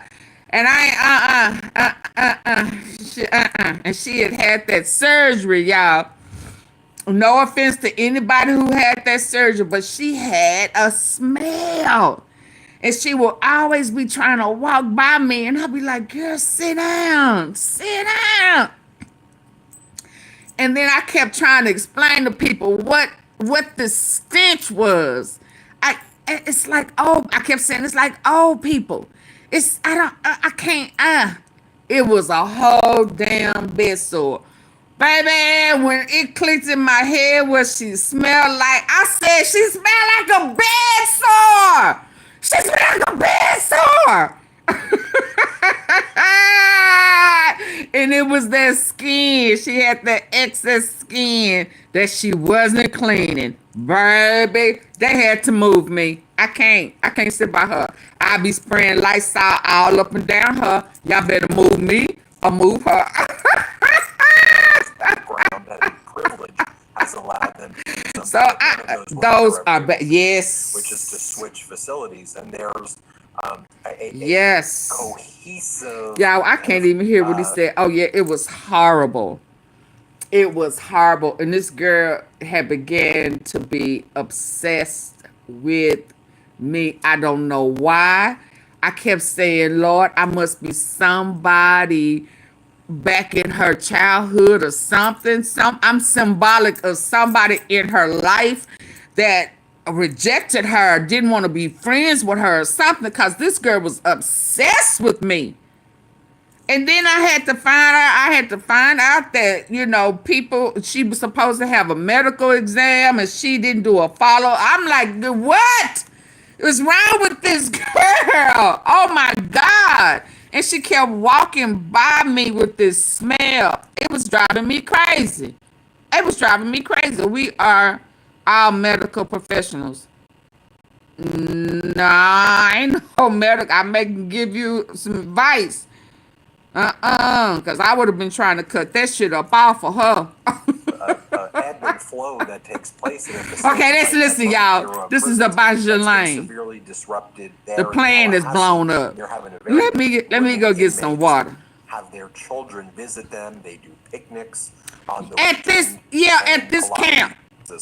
Is causing massive nuclear level issues at the female prison system in both Tallahassee and at Camp Bryan in Texas. So in Texas, it's y'all please hit the like button, like, share, subscribe, join the membership, support the platform, please. We gonna listen. I'm gonna stop giggling. Please hit the like button. Yeah, but we didn't even think about the kids that come and visit their mamas and stuff at this prison. And Lord in heaven forbid if she gets a job trying to be a teacher at a damn school. They need to really, really pump the brakes with this and send her ass back to Tallahassee. Yes, ma'am, Miss Pearson. Yes, indeed. Minimum security facility where a lot of the women inmates have their children visit them. Listen, picnics on the they weekend. get mad at me because I'm pro-victim. I don't care who you are. I don't care nothing about that. I'm for the victims. Real victims, not people just faking the funk, but real victims. And a lot of these inmates right now are terrified that I know they are. a convicted sex trafficker. Somebody said that there was rumors that somebody had stepped to her in them jail. They are not happy with her being there. So whatever, you know, even though it's a friendly little place, they know what she in there for. And she need to sleep with one eye open, one eye closed in there as well. Who could be exposed to their children. And again, Donald Trump had to get a special waiver for Ghislaine Maxwell. He didn't get no special waiver. He just did it. Facility in Texas. It's like the most sought after facility for minimum risk inmates. I'll talk more about some of the issues we're seeing right there as part of Donald Trump's dirty deal. Then when we talk about Tallahassee, that's for some of the worst convicted criminals like Ghislaine Maxwell. And I heard he punished one of the girls there who was telling her business that in the Tallahassee that she has said that he was had been on the island. Who was convicted of sex trafficking and sentenced to more than 20 years.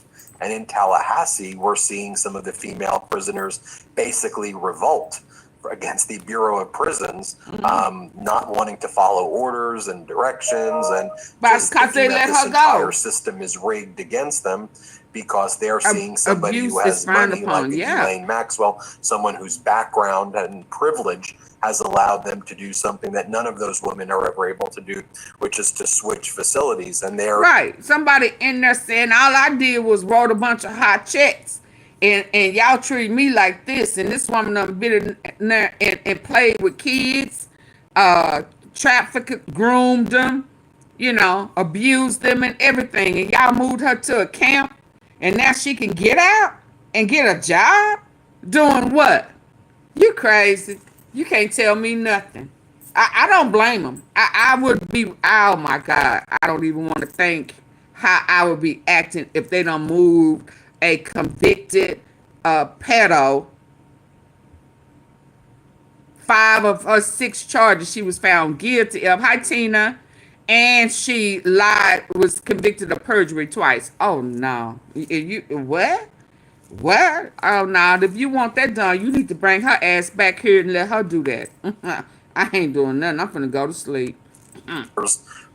A cohesive kind of ebb and flow that takes place in a facility like that from the Bureau of Prisons that's been severely disrupted there in Tallahassee, and they're having a very difficult time keeping control of the inmates there now, I'm learning, as a result of this transfer by Ghislaine. Now, going to what's going on in Camp Bryan in Texas, as I said, it's a minimum security facility. Midas Touch Network was one of the first groups to do reporting. You may remember we had Joe Jarowski on before anyone was talking about the conditions at Camp Bryan. We talked about the puppy program they have there because the facility in Bryan, Texas, that's on the Texas A&M campus. I mean, it's right by Texas A&M.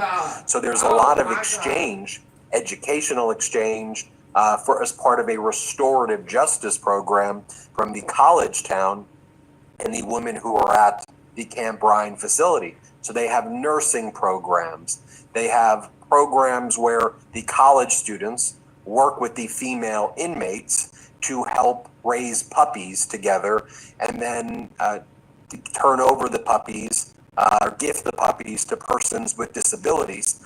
And then again, because it's a minimum security facility, there's lots of children that are around there. So Donald Trump has just unleashed a convicted sex trafficker near a college campus in a facility where there's lots of children who visit on the weekend. And now the other inmates who are there are basically being told, look, you just got to ignore her, look the other way, don't have any contact with her or communication with her. And they're like, it's kind of hard because, she's walking around and roving. One of the things to know as well, the status that Ghislaine Maxwell has is a status that would potentially allow you to just walk out of the facility and go into the community. Now, her lawyer denies that she has the ability to do that, but at least the status that she has, the designation, at least as it relates to other female prisoners, would allow that to happen at Camp Bryant, again, because it's minimum security, restorative justice, working with the community. So here's the report from CNN. Ghislaine Maxwell's arrival at Texas prison camp sparks tension and restrictions. And it talks about she's creating massive problems in this minimum security all-female unit facility. And then it talks about how, in this facility that are largely nonviolent white-collar offenders, they've been warned about her being there. They've been told to exercise discretion. Someone by the name of San Mangle, a prison consultant who works with clients at that prison camp, said she's radioactive. She's not making any friends. Nobody's going to rock the boat there. They want to serve the remainder of their sentences with whatever modicum of comfort Bryant provides. It goes on to say, at this point, nobody wants to even be anywhere near her. They're terrified that she can harm their prison sentences there. And then the article goes on to talk about the various human trafficking international crime network that the world has ever seen. It's not just a global problem, it's our problem, and it's closer than you think. In just 4 years of open borders, our nation became a trafficking superhighway, resulting in over 350,000 kids just vanishing. It's time to say, not on our watch, benefits that people have at that system. Look, the Trump regime doesn't want to talk about this at all. They brought Kash Patel on, who has the audacity to say that the real scandal everybody needs to focus on is some 2016 Russia conspiracy that they're pushing. Here, let's play this clip. Here's the beauty of it, Sean. You don't have to trust me or trust you. That's all, everything you recited, the summary you just gave, is years of excavating documents that these deep state actors held and buried and documented their own corruption because they were arrogant enough to think no one would ever find it, that Donald Trump would never become president and appoint a cabinet that would go in and investigate this matter thoroughly. And when you start connecting the dots, here's what I learned, Sean, when I ran the Russiagate investigation. As bad as the crime is, the corruption cover-up from senior government officials who are sworn to uphold their duty. That's as they're literally covering up the Epstein files. I want to bring in Harry Litman from the Talking Feds YouTube channel, Talking Fed podcast, and the Talking Fed Substack. Harry, when Trump goes and does something like this, giving this deal to Ghislaine, it has a ripple effect across the criminal justice system as well. I mean, you think about, will victims of crimes reach out to the DOJ in the future, right? Like, if you're protecting the sex trafficker and hurting the victims, not listening to the victims, isn't that going to result in more sex trafficking and less victims coming forward? What do you make of all this? Yeah, so first, by the way, quite some dots you've connected there, Ben, from Ghislaine to Kash Patel.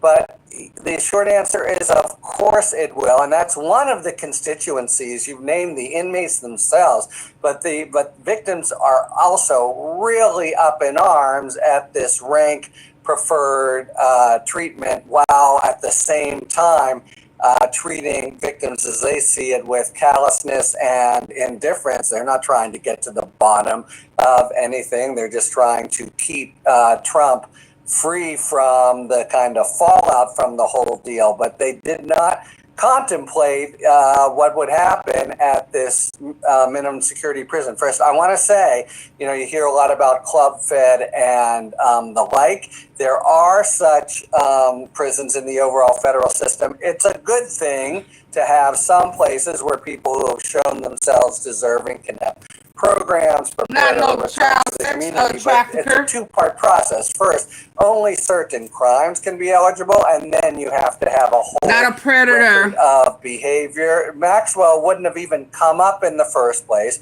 because her crime was too serious to even permit consideration of this reassignment, and it had to be, as you mentioned, that the Bureau of Prisons itself said we will waive it. Now, we know very clearly it wasn't the head of the BOP who woke up one day and said it's time to give Ghislaine Maxwell a break, and probably figured what would happen. And there are many accounts. The CNN is quite well done, but radioactive is the word, and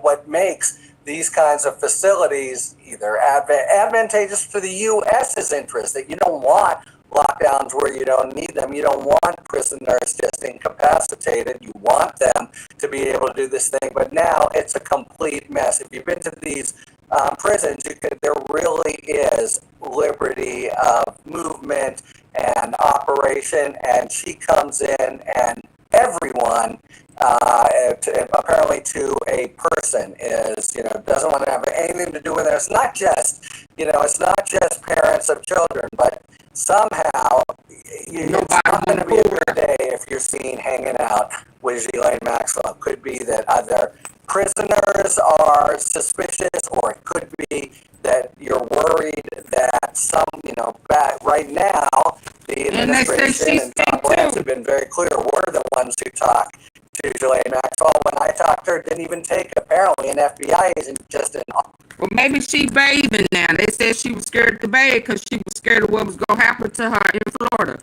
Well, I wonder now, is she bathing, or is this a part of the stinky crew? Her and her partner, Trump. Neither one of them like taking baths. Is this what happens in this cult? Is that a devil smell or something, or a ritual? Oh, they do. Oh yeah, oh my God, they do play with. Oh my God, never mind. Audio tape. So everybody is like, man, do I not need this? Now, in the prison system, then the way it would work is you solve these problems as best you can comprehensively. It wouldn't be, oh, well, poor Ghislaine Maxwell, nobody's coming up there. It would be, we got a problem here, and it's obvious what we have to do.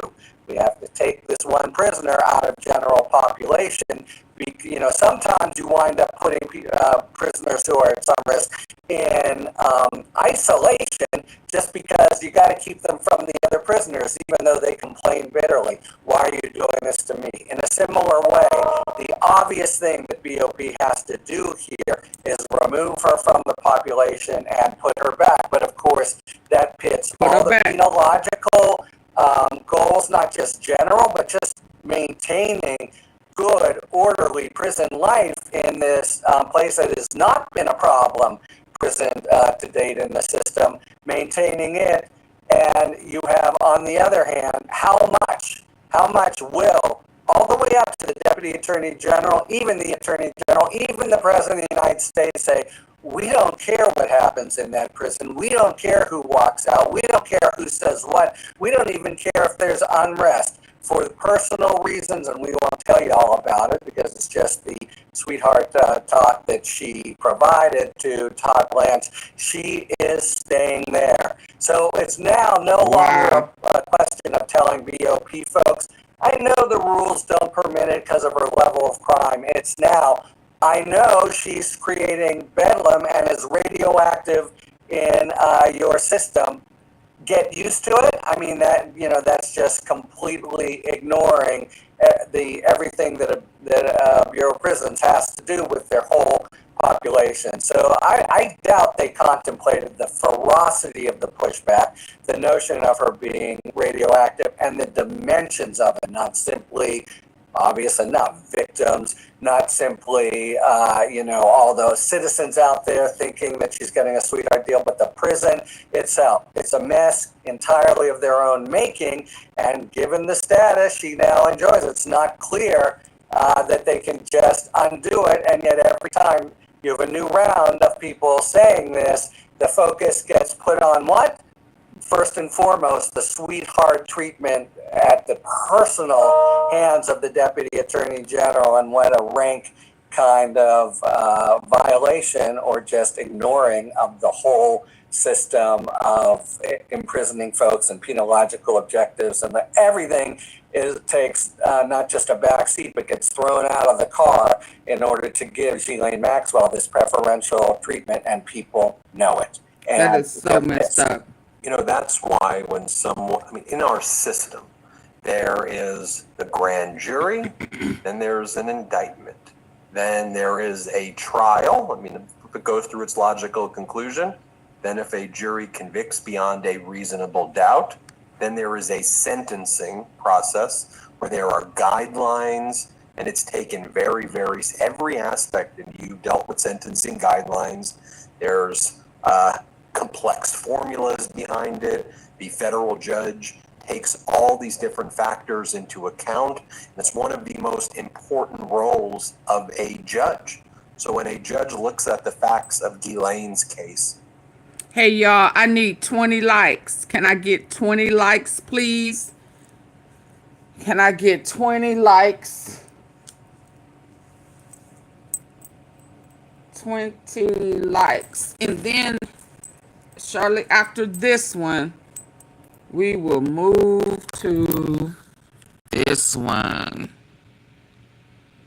This one right here. President Obama. What he has to say. It says Trump's worst fear. You finna have to get some, let President Obama give some sound advice to some people. Y'all double tap y'all screen, like tap him on his nose, go boot, or you know, thump his mole.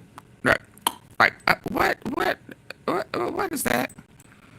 Or hit the 3 dots at the top right hand corner and hit the thumbs up, please.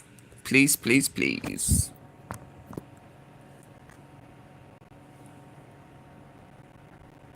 We can do it. You can do it. Come on, come on. You can do it. Come on. Yeah. Yeah. I need 13. Please.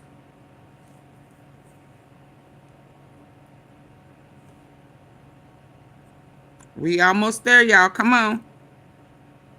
Go. If you haven't already.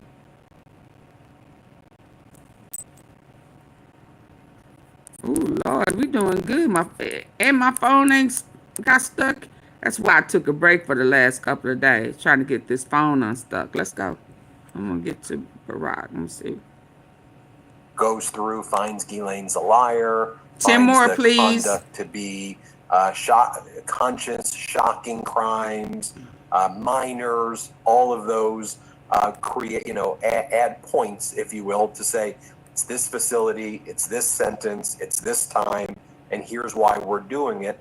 And we have developed this system because we recognize that if you break it, process where there are guidelines, folks, and penological objectives, and Oh, my bad. I'm sorry. everything takes not just a back seat, but gets thrown out of the car in order to give Ghislaine Maxwell this preferential treatment. Like she's special. She needs to go back, in my opinion, that's why to Florida. In our system, there is. That's where she did her crime.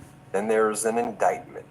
Then there is a trial. I mean, if it goes through its logical conclusion, then if a jury convicts beyond a reasonable doubt, then there is a sentencing process where there are guidelines, and it's taken every aspect, and you dealt with sentencing guidelines. There's complex formulas behind it. The federal judge takes all these different factors into account, and it's one of the most important roles of a judge. So when a judge looks at the facts of Ghislaine's case, goes through, finds Ghislaine's a liar, finds the conduct to be conscious, shocking crimes, minors, all of those create, add points, if you will, to say it's this facility, it's this sentence, it's this time, and here's why we're doing it. And we have developed this system because we recognize that if you break it, it then, to your point, the penological objectives and all of these things are broken. And when it's broken, more crime is created and you have a lawless society. So I'll give you the final word, Harry, but what this move adds up, it's not simply just a benefit to Ghislaine Maxwell rewarding the sex trafficker. The way we understand criminal justice and the way scholars study it, the way we've learned about it and teach about it in law school, it's now Trump helping all of the future sex traffickers out there and all of the future people looking to engage in horrific crimes. And getting off on them, just like Diddy. Who may go, you know what, all I got to do is if I'm rich or if I could, I'll weasel a deal together and I'll be okay and maybe I'll end up in Camp Ryan. So let me give you the final word there because it shatters the system that is built on that is built on these pillars. Yeah, so as a former DOJ guy, that is the way I look at it. It's not just a system.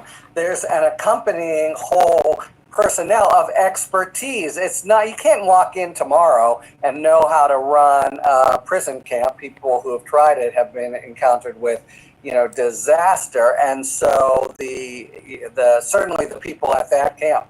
Hey everyone, so I am asking you to please make a contribution to the They Democratic cheated National you. Committee. They the said DNC. that you really did And I win, girl. Know that, they didn't give a second's thought to what they now have on their hands and have to deal with every day. So, and there are ways in which this is happening really throughout the system, throughout the Department of Justice, the people who are best at fill in the blanks, voting rights, civil rights, even federal programs. This is now 50% of them are just gone. So the brain drain is cataclysmic, but it extends to something like this. If everything goes well in a federal prison system, we don't hear about these things, and they're generally, run better. But that's because you should see the BOP manual. I've spoken to folks at BOP about specific placements and stuff. It is a considered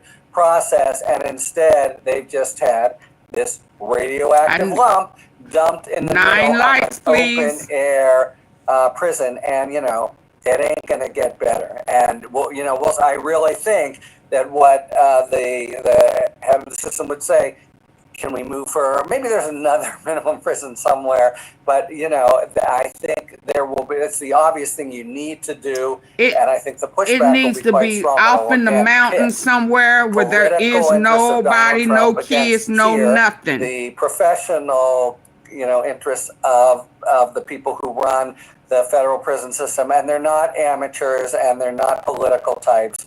They have a job to do. They know how to do it. Todd Blanche does not. There he is, Harry Litton from Talking Feds YouTube, Talking Feds podcast. And Talking Feds, talking pervert. Hold on. Y'all, come on, I'm almost out of juice. Y'all want me to hold this phone. I need for y'all to get, I need 9 likes. Let's go. Where's my little, oh, you don't fail.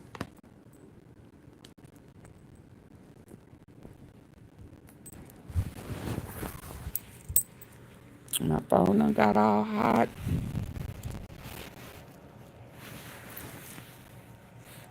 Oh, let me cut it up. in an incredible surprise speech, he's destroying Donald Trump for Trump's attack on our voting rights. Oh, the voting rights. He's back. Former President Obama is breaking his silence, and in an incredible surprise speech, he's destroying Donald Trump for Trump's attack on our voting rights. Former President Obama just gave a speech. He wants to be a dictator. Made up of Texas state Democratic legislators, and former President Obama talked about how the United States was once the envy of the world when it came to voting rights, and how it was authoritarian regimes, dictatorships across the world that would rig their elections, and how the rest of the world used to look to the United States as a shining example of the way democracy is supposed to work until Donald Trump destroyed it. Let's see what former And President betrayed Obama us. said. Let's play. I mean, absolutely There's betrayal. a world where the elections are fixed, and whoever's in charge suppresses and makes it hard for the opposition to compete. That ain't new. And we used to be a shining example to those countries, and people would aspire. See, right there off the bat, y'all two different breeds. You work off for respect and integrity. He don't know nothing about that. You couldn't leave that as a footnote on your exit. Integrity. Oh, no. Boy, man, sir, if you could bottle that for him. Oh, let's go. That's True democracy that America had. And we need to get back to that. Absolutely. Because that's not just a Democratic or a Republican idea, that's an American idea.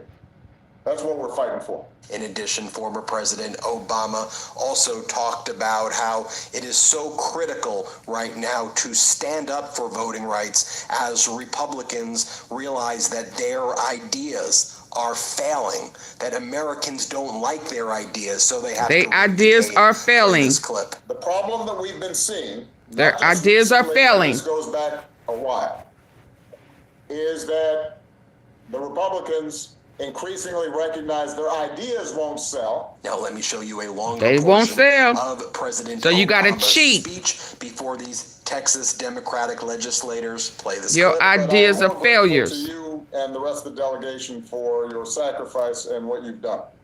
And it is important for you to understand that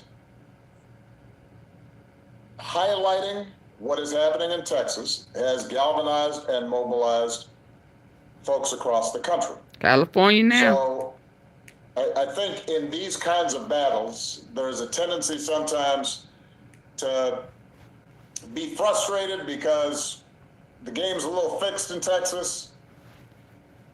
You know, legislative maps have been drawn in ways that entrench one party rather than creating an even playing field.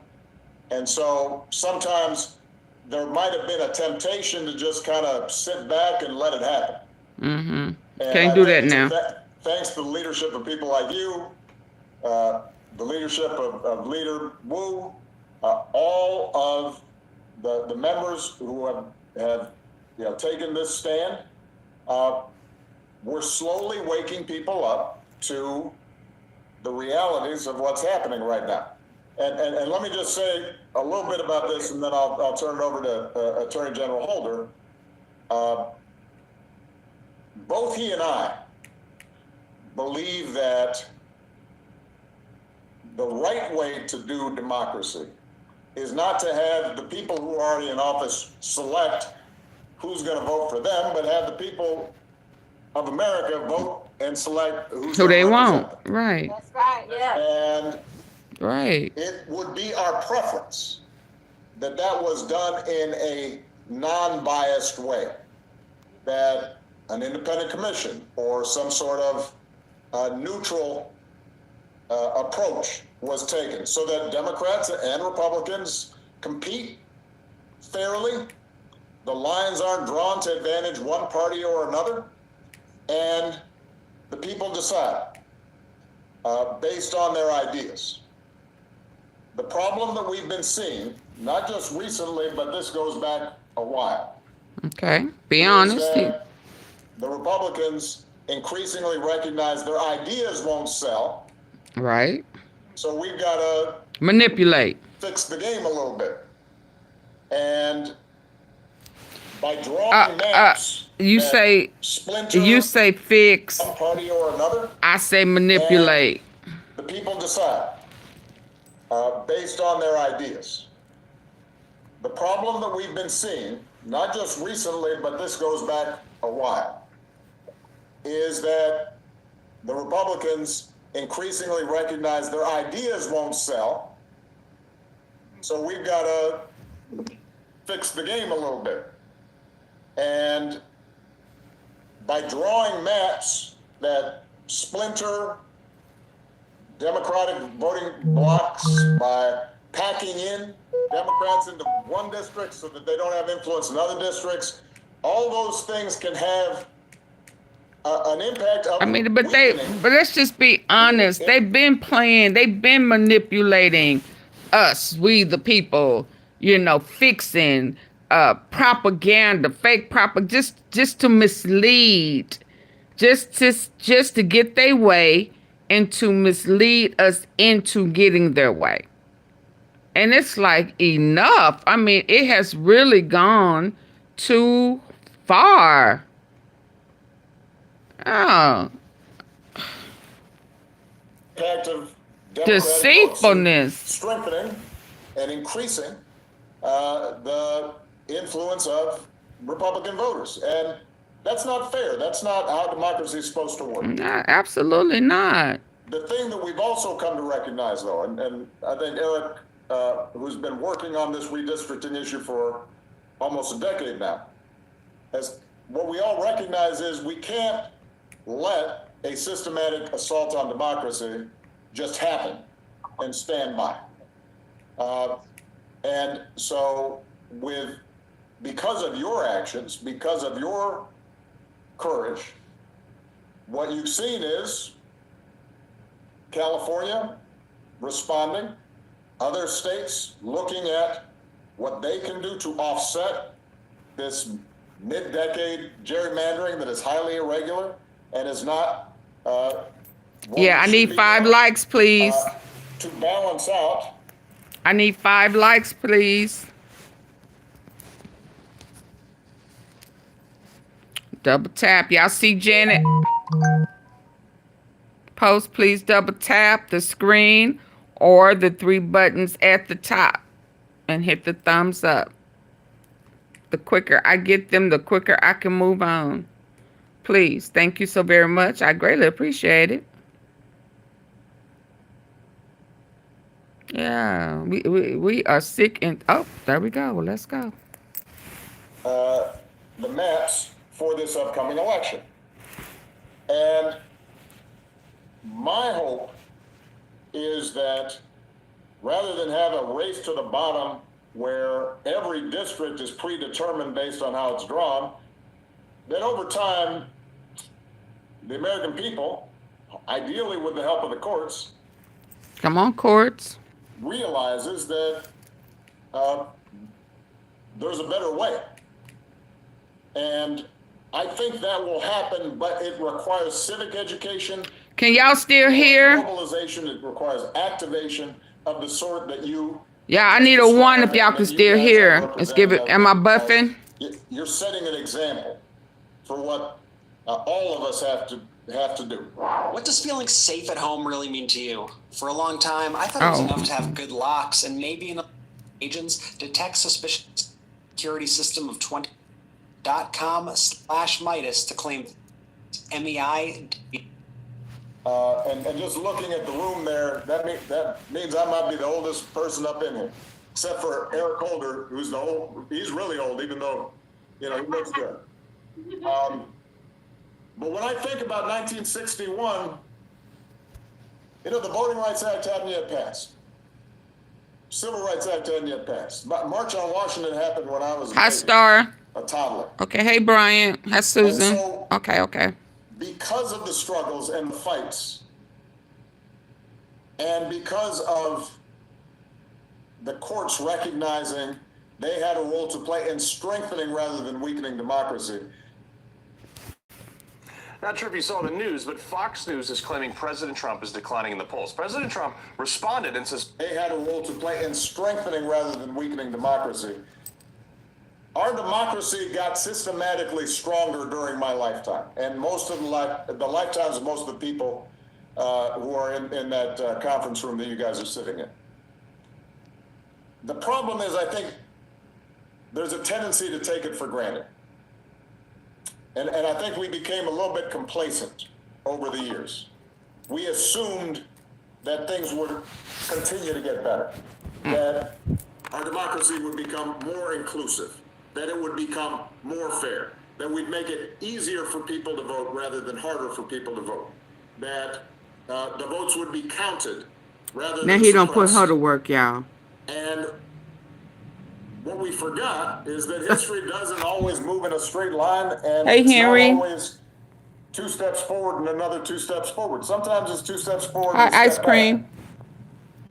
And we're in a moment right now where not just gerrymandering, but efforts at voter suppression, efforts at questioning the results of elections, efforts at the executive branch unilaterally doing things that bypass Congress and the people's representatives. Just crazy. Militarization of cities, politicization of our justice departments and our military. Those are trend lines that remind us that this precious democracy that we've got is not a given. It's not self-executing. It requires us to fight for it. It requires us to stand up for it. Absolutely. And so as tired as y'all may be a little and missing home and ready to get a change of clothes because you didn't pack enough and all that, I want all of you to be returning feeling invigorated and know that you have helped to lead what is going to be a long struggle. It's not going to be resolved right away. And it's going to require ultimately the American people Thank you. Understanding the stakes and realizing that we cannot take our freedoms and our democracy for granted. You've helped set the tone for that, and I'm grateful for it. And here is the incredible way that Obama closes this speech. Let's play it. And maybe one last thing I want to point out, because obviously we're talking to Democrats. But the stakes that are involved right now actually impact Republicans as well. Yeah. They don't know yet. The Republican Party started as a party that was the party of Lincoln. Illinois Republicanism was about expanding and protecting the union and democracy and protecting. And when I got to Washington, when I was in the state legislature like all of you, there were differences between Democrats and Republicans, but there was still a capacity to work together. And when I got to the Senate, there were Republicans who I disagreed with on certain issues, but there was an agreement on the rules and decorum and conduct, that there were some things that were bigger than party. And I think there are still a bunch of Republicans out there, voters, as well as some of your colleagues, some people in Washington, who would like to see a return. Baby, that phone call kicked me right on up out of here. It kicked me right on up out.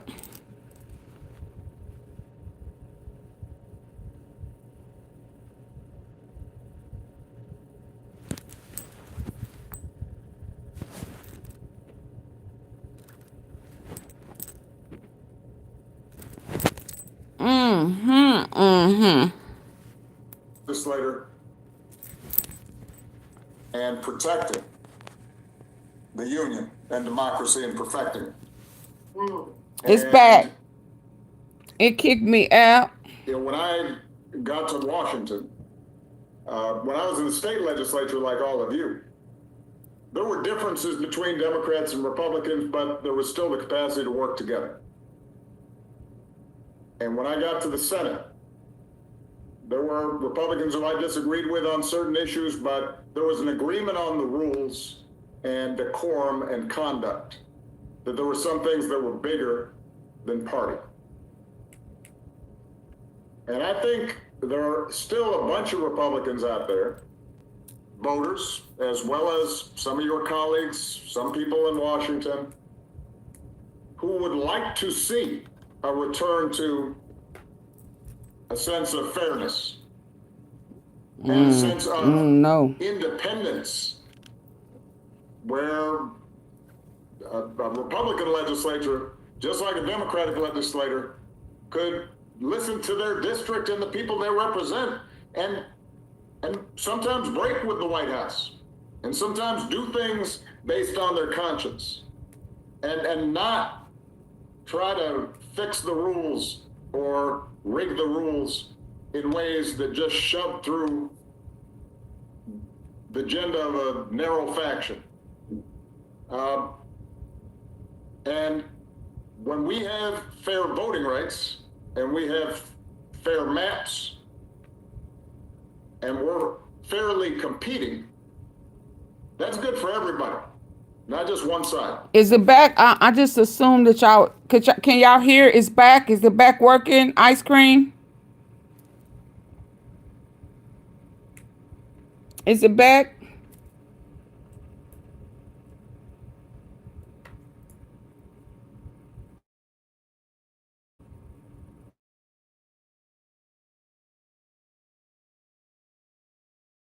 Okay. And that's what we should be aspiring to over is a situation in which there are rules that are fair for everybody, and then we compete. Just like a basketball game. We started off talking about George Gervin. We wouldn't want to be in a game where if one team gets down, suddenly they get to change the rules. That's right. Suddenly their baskets count for 4 points and yours only count for 2. Mm-hmm. You wouldn't want to be in a basketball game where the other team starts to lose and suddenly they want to fire the ref and put in their own cousin. Right. To referee the game. Like, we're going to have a problem. And so the beauty of our democracy, just like any other system we build, is when we protect the integrity of the process. And that's what's at stake here, is the integrity of the process. Right. And when you have a process that has integrity, when you have a democracy that has integrity, then sometimes you may lose an issue. Sometimes you may lose a vote. Sometimes the other side wins an election. And they do some things that you don't like, but you know, because it's fair, if you can persuade the people next time, then you can take the country in a better direction. That's what we need. That's what we need. That's what this country we stands need, for. yeah. That's why it's been the envy of the world. You've got countries all around the world where the elections are fixed. Yeah, we were the envy of the world, but right now they laughing at us. They said, "Oh, y'all ain't shit. Y'all let him be do all of that killing and doing and taking over Putin. Y'all want to give him everything, make deals with him, kiss his ass, shake his hand, welcome, welcome, welcome, clapping your hands when you see him.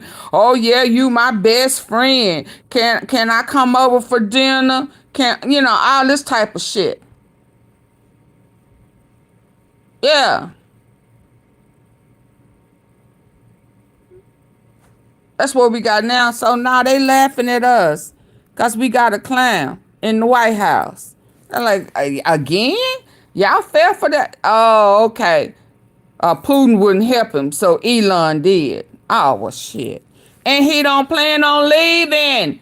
He remodeling. Anytime we start doing remodeling in the house that we living in, we just added 10 to 20 more years of existence at that place. This man don't plan on leaving. Not only is he painting it white and gold, hell, he adding on 9,000 square feet. Oh, type of shit. Oh. So, the beauty of our democracy, just like any other system we build, is when we protect the integrity of the process. And that's what's at stake here, is the integrity of the process. Absolutely. And when you have a process that has integrity, when you have a democracy that has integrity, then sometimes you may lose an issue. Sometimes you may lose a vote. Sometimes the other side wins an election. Hey, a purple flower. They do some things that you don't like, but you know, because it's fair, if you can persuade the people next time, then you can take the country in a better direction. That's what we need. That's what this country stands for. That's why it's been the envy of the world. You've got countries all around the world where the elections are fixed, and whoever's in charge suppresses and makes it hard for the opposition to compete. And we used to be a shining example to those countries, and people would aspire to the kind of true democracy that America has. And we need to get back to that, because that's not just a Democratic or a Republican idea, that's an American idea. That's what we're fighting for. All right? I love y'all. Powerful words there by former President Obama. We miss you. I'd like to see more speeches by him. If I'm it talks a president that talks with some sense. Every time he speaks, it's so on point. It's so inspiring. Let me know what you think. Leave comments. Hold on, yeah. Hold on. There's some things going on. Hold on. I gotta hold it. Bear with me, cause. Please hit the like button. Please support the platform. You know I don't have no juice, cause if oh, I'm sorry, I can't play that. So bear with me. Putin blackmails Trump. Oh Lord. Oh my God.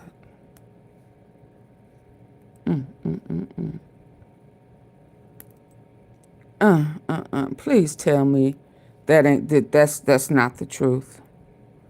Please tell me that he's not being blackmailed. Yeah, I wouldn't be able to handle that. Let's hear some of this. Then I'll get back over there. I gotta spend a little more time with y'all today. Ascertain how he felt about this and if he believes this meeting was a success in his view. Yeah, Caitlin, it's fascinating to see how it must have felt in the room versus hey, seeing Vicky. on television. It was interesting to see that split screen of President Trump sort of trying to say things that maybe a regular leader other leader might laugh at or smile at, and Vladimir Putin was just dead-eyed looking at him, not responding in any way. Ambassador Bolton, you've been obviously, you were in Helsinki, you were the National Security Advisor. What do you make of what you saw from the president? I think Trump did not lose. Oh, Lord. But Putin clearly won. Trump didn't come away with anything except more meetings. Oh, Lord. Has, I think, gone along with establishing the more relationship meetings. I've always believed was his key goal. He has escaped sanctions. He's not facing a ceasefire. The next meeting is not set. Zelenskyy was not told any of this before this press conference. It's so, like I said, he played in his face. He played in his face, y'all. Little man played in the big orange man's face. Gave him nothing. Treated him like a what they call them, a side piece chick. Oh, I'll call you. Yeah. In your face, and then you don't get no call no more. Pick you up when they want to. That type of shit. He played him. Far from over. But I'd say Putin achieved most of what he wanted. Trump achieved very little. And I will say one other thing. I thought Trump looked very tired up there. Oh, yeah, he looked sick. Very tired. Not disappointed. Couldn't walk straight. Tired. And we'll have to reflect on what that means. He looked disappointed and tired. Ukraine, but more to, do you know what to refer to? Or what was your sense? The U.S. He looked like a scorned woman who done gave up all her cookies the whole weekend, and he leave, and she don't hear from him no more. And he ain't taking her calls. He got played. Absolutely. So, yeah, he tired for being bounced all over the place and played with for the weekend. And he disappointed because you believed everything he told you. And he played you like a filler. Now, let's just be clear. We're going to call a spade a spade. But what he really means is the Vlad-Donald relationship. That's what makes this so extraordinary, though. He said we've turned the page back to cooperation. He mentioned he was hopeful there would be space cooperation between the United States and Russia. He got played. Maybe in the Arctic there would be cooperation. He said, yes, Ukraine deserves security guarantees, but we know what Putin believes, how he would secure Ukraine. He has a very different opinion. And he talked about how they have such a fantastic relationship and turn the page. The American president could have said, maybe we will turn the page, maybe we can do all those things, but first, you have to end this war. And he didn't. He, in fact, said their relationship was fantastic. So he went for a ceasefire. He leaves with nothing. Putin got a flyover, a red carpet, a lot of handshakes, and a lot of great state TV coverage back home. I think it's even deeper. He got out of diplomatic penalty box. 3 minutes were up. Yeah, Putin did. He's got the ability, the fourth threat of sanctions not issued. I think that's why he came here, was to avoid sanctions again and keep the economy, while it's rickety, afloat. And he's allowed and permitted to keep the war with no political consequences back home. Ain't he the president that say Putin and Ukraine do what he tell him to do? And he is the one that can get it done?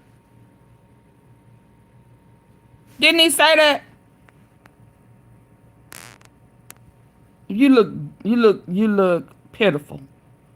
Is that a better word to call him? You're pitiful. A disgrace. You put your own head in the oven. I actually think... I didn't say turn it on. I didn't say turn it on. I just said put it in the oven. Put your head in some darkness. Since you want to be dark-hearted and believe your own hype. You still don't even want to believe he don't like you. He don't care shit about you, and he gonna play you. He gonna get everything that you be getting from people. He finna get from you. Yeah. Well, I understand that you said Trump didn't lose. He didn't win. Putin came out of here more significant a winner because he has no sanctions, no economic or political isolation, and he keeps the war going what he wants. And I sit here, we watch this. He probably gave him some minerals too. When this started. Jill Doherty, former Moscow bureau chief. I mean, you've read Russian tea leaves for many decades. Yeah, well, I mean, he hasn't changed his position. I mean, he is talking about root causes. Yeah. And he even, if I understood that part correctly, seems to be saying that President Trump is trying to get to the crux of the issues as well. It almost sounded as if, maybe this is too much, but they had convinced Trump of these root causes. And as we know, root causes are NATO, you know, let's... In his view, those are the root causes. Yes, so... I was extraordinary. That weren't the case. In terms of talking to your audience at home, if that's the implication that they read into it, and it's an affirmation of his position, that's good. The thing that was interesting to see is just how artful Putin was at tickling Trump's funny bones.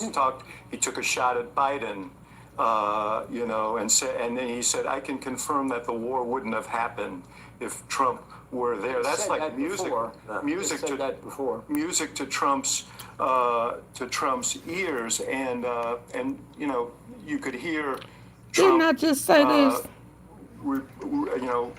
You could sense that was landed well with him, and then he started talking about Russia, and he went all that. I mean, Putin. I'm talking about he knows. Remember when we went to Moscow in 2009, and Putin was talking to President Obama, and he said, you're an educated man. I'm just an old security apparatchik.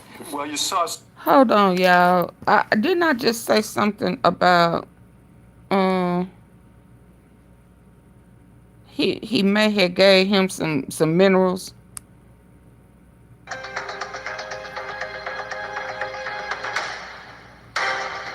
Oh, it's not gonna say nothing.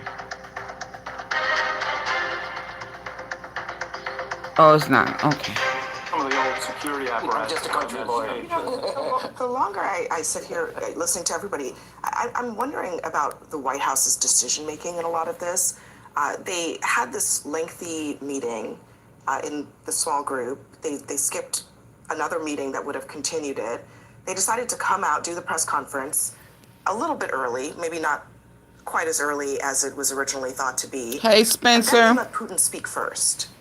And they let Putin speak first about something that Putin described as an agreement. He said it was perhaps a starting point. So maybe there was something agreed to. Whatever that was hasn't been communicated to European allies or Ukraine. It was not reiterated by President Trump. We know nothing now that we did not know 4 hours ago. I'm just not understanding the White House's decision making and setting this up this way, because maybe there was something agreed to, but they clearly are not confident enough in it that they were willing to say so at that podium. Ambassador Bolton, do you think there was something actually agreed to? It certainly sounds like there was something, but the fact they wouldn't announce it says it can't be very substantial. Yeah. I think, Abby, the answer to your question is there is no White House decision-making process. Right, it's just whatever they want to do. It's hard under Trump under the best of circumstances. I can attest to that. And I think today it broke down completely. I think... When you say there's no White House decision-making process, you mean it's whatever President Trump is thinking in that moment? Yes, and then people say, yes, sir. And that's how it happens. I think the mood in Russia after this is going to be close to euphoric. I think in the United States it's going to be... Leading Senate...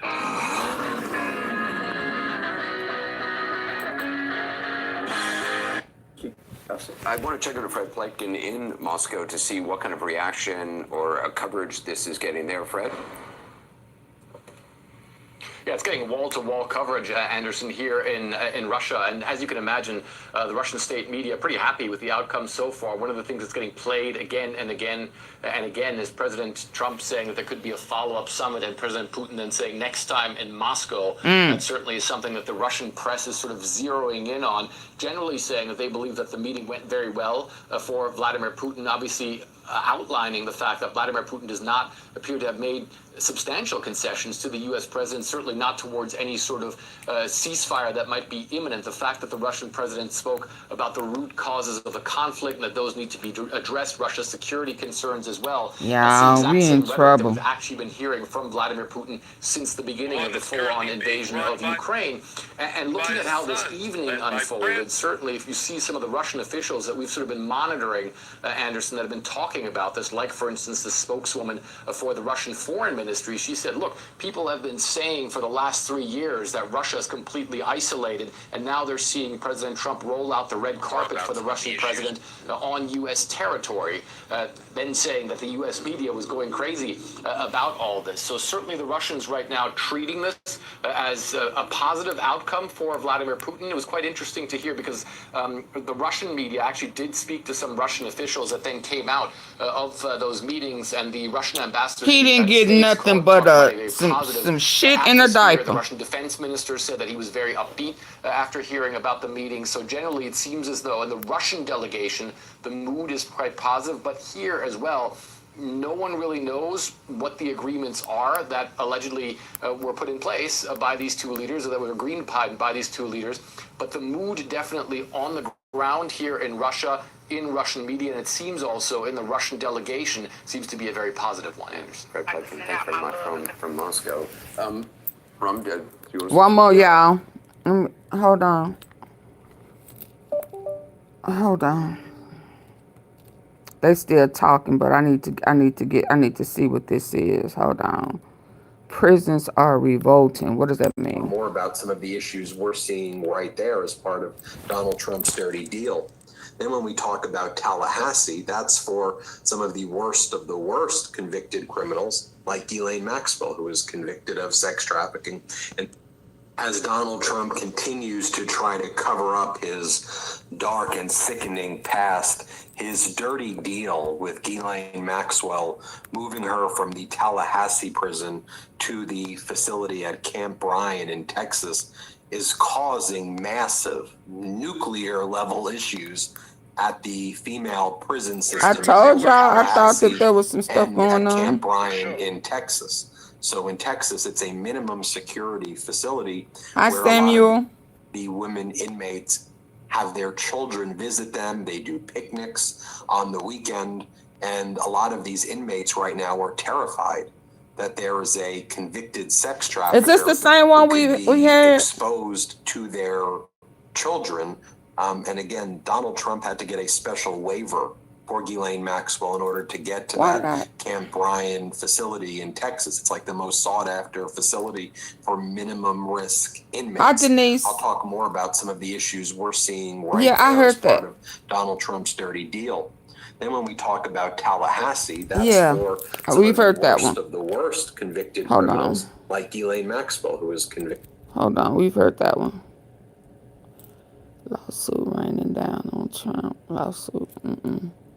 What is this about an FBI agent? Hold I on. almost made the dumbest mistake of my life. I got this contour pillow called Dorilla Ergo, but honest. If you walk the halls of the Department of Justice or the FBI, you're going to find it a lot quieter these days because people leaving. Donald Trump and his regime, we've been reporting about this, have either been firing or pushing out or causing people to quit based on the Trump regime's unlawful conduct. Some of the key staff at the Department of Justice, the key lawyers there, some of the most senior seasoned people and their teams who look up to them as they work in teams. Similarly with the FBI, some of the FBI career agents who have worked on some of the most important terrorism cases, like he shifted again. Cyber cases, cases involving things like sex trafficking. And he shitting all over himself right about now, knowing he done got played by either been fired because maybe they worked a little bit on a January 6th related case, which is grounds under the Trump regime to get rid of you, or as they've seen the Trump regime engage in this criminality, they couldn't aid and abet it. They couldn't stay silent. Just got enough where they just said, "We've got to quit. We'll go into the private sector." And he can't make it to now the Donald Trump is restroom. taking steps with Kash Patel, I just think, to fully destroy anyone else who has credibility, who is shitting of all a over stature himself. where they're important, working at the DOJ and the FBI with this news that's been reported exclusively originally by MSNBC. Ken Delaney talks about how Trump and Patel and Bondi now basically want to change the entire direction of what the FBI does. Now they want to change. They want Donald Trump's Oh my God!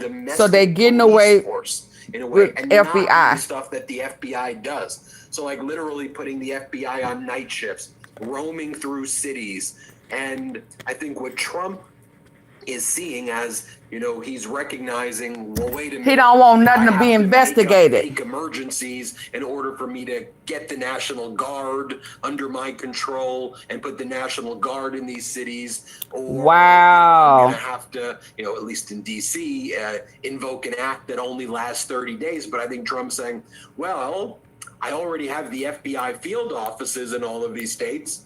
So if the FBI is already there, what if I just basically, this is how Trump's thinking, like, what if I just turn the FBI into just the police departments in those communities. So whereas you'll have an LA County sheriff or in the city, the Los Angeles Police Department, well, what if we just say the FBI field office in LA?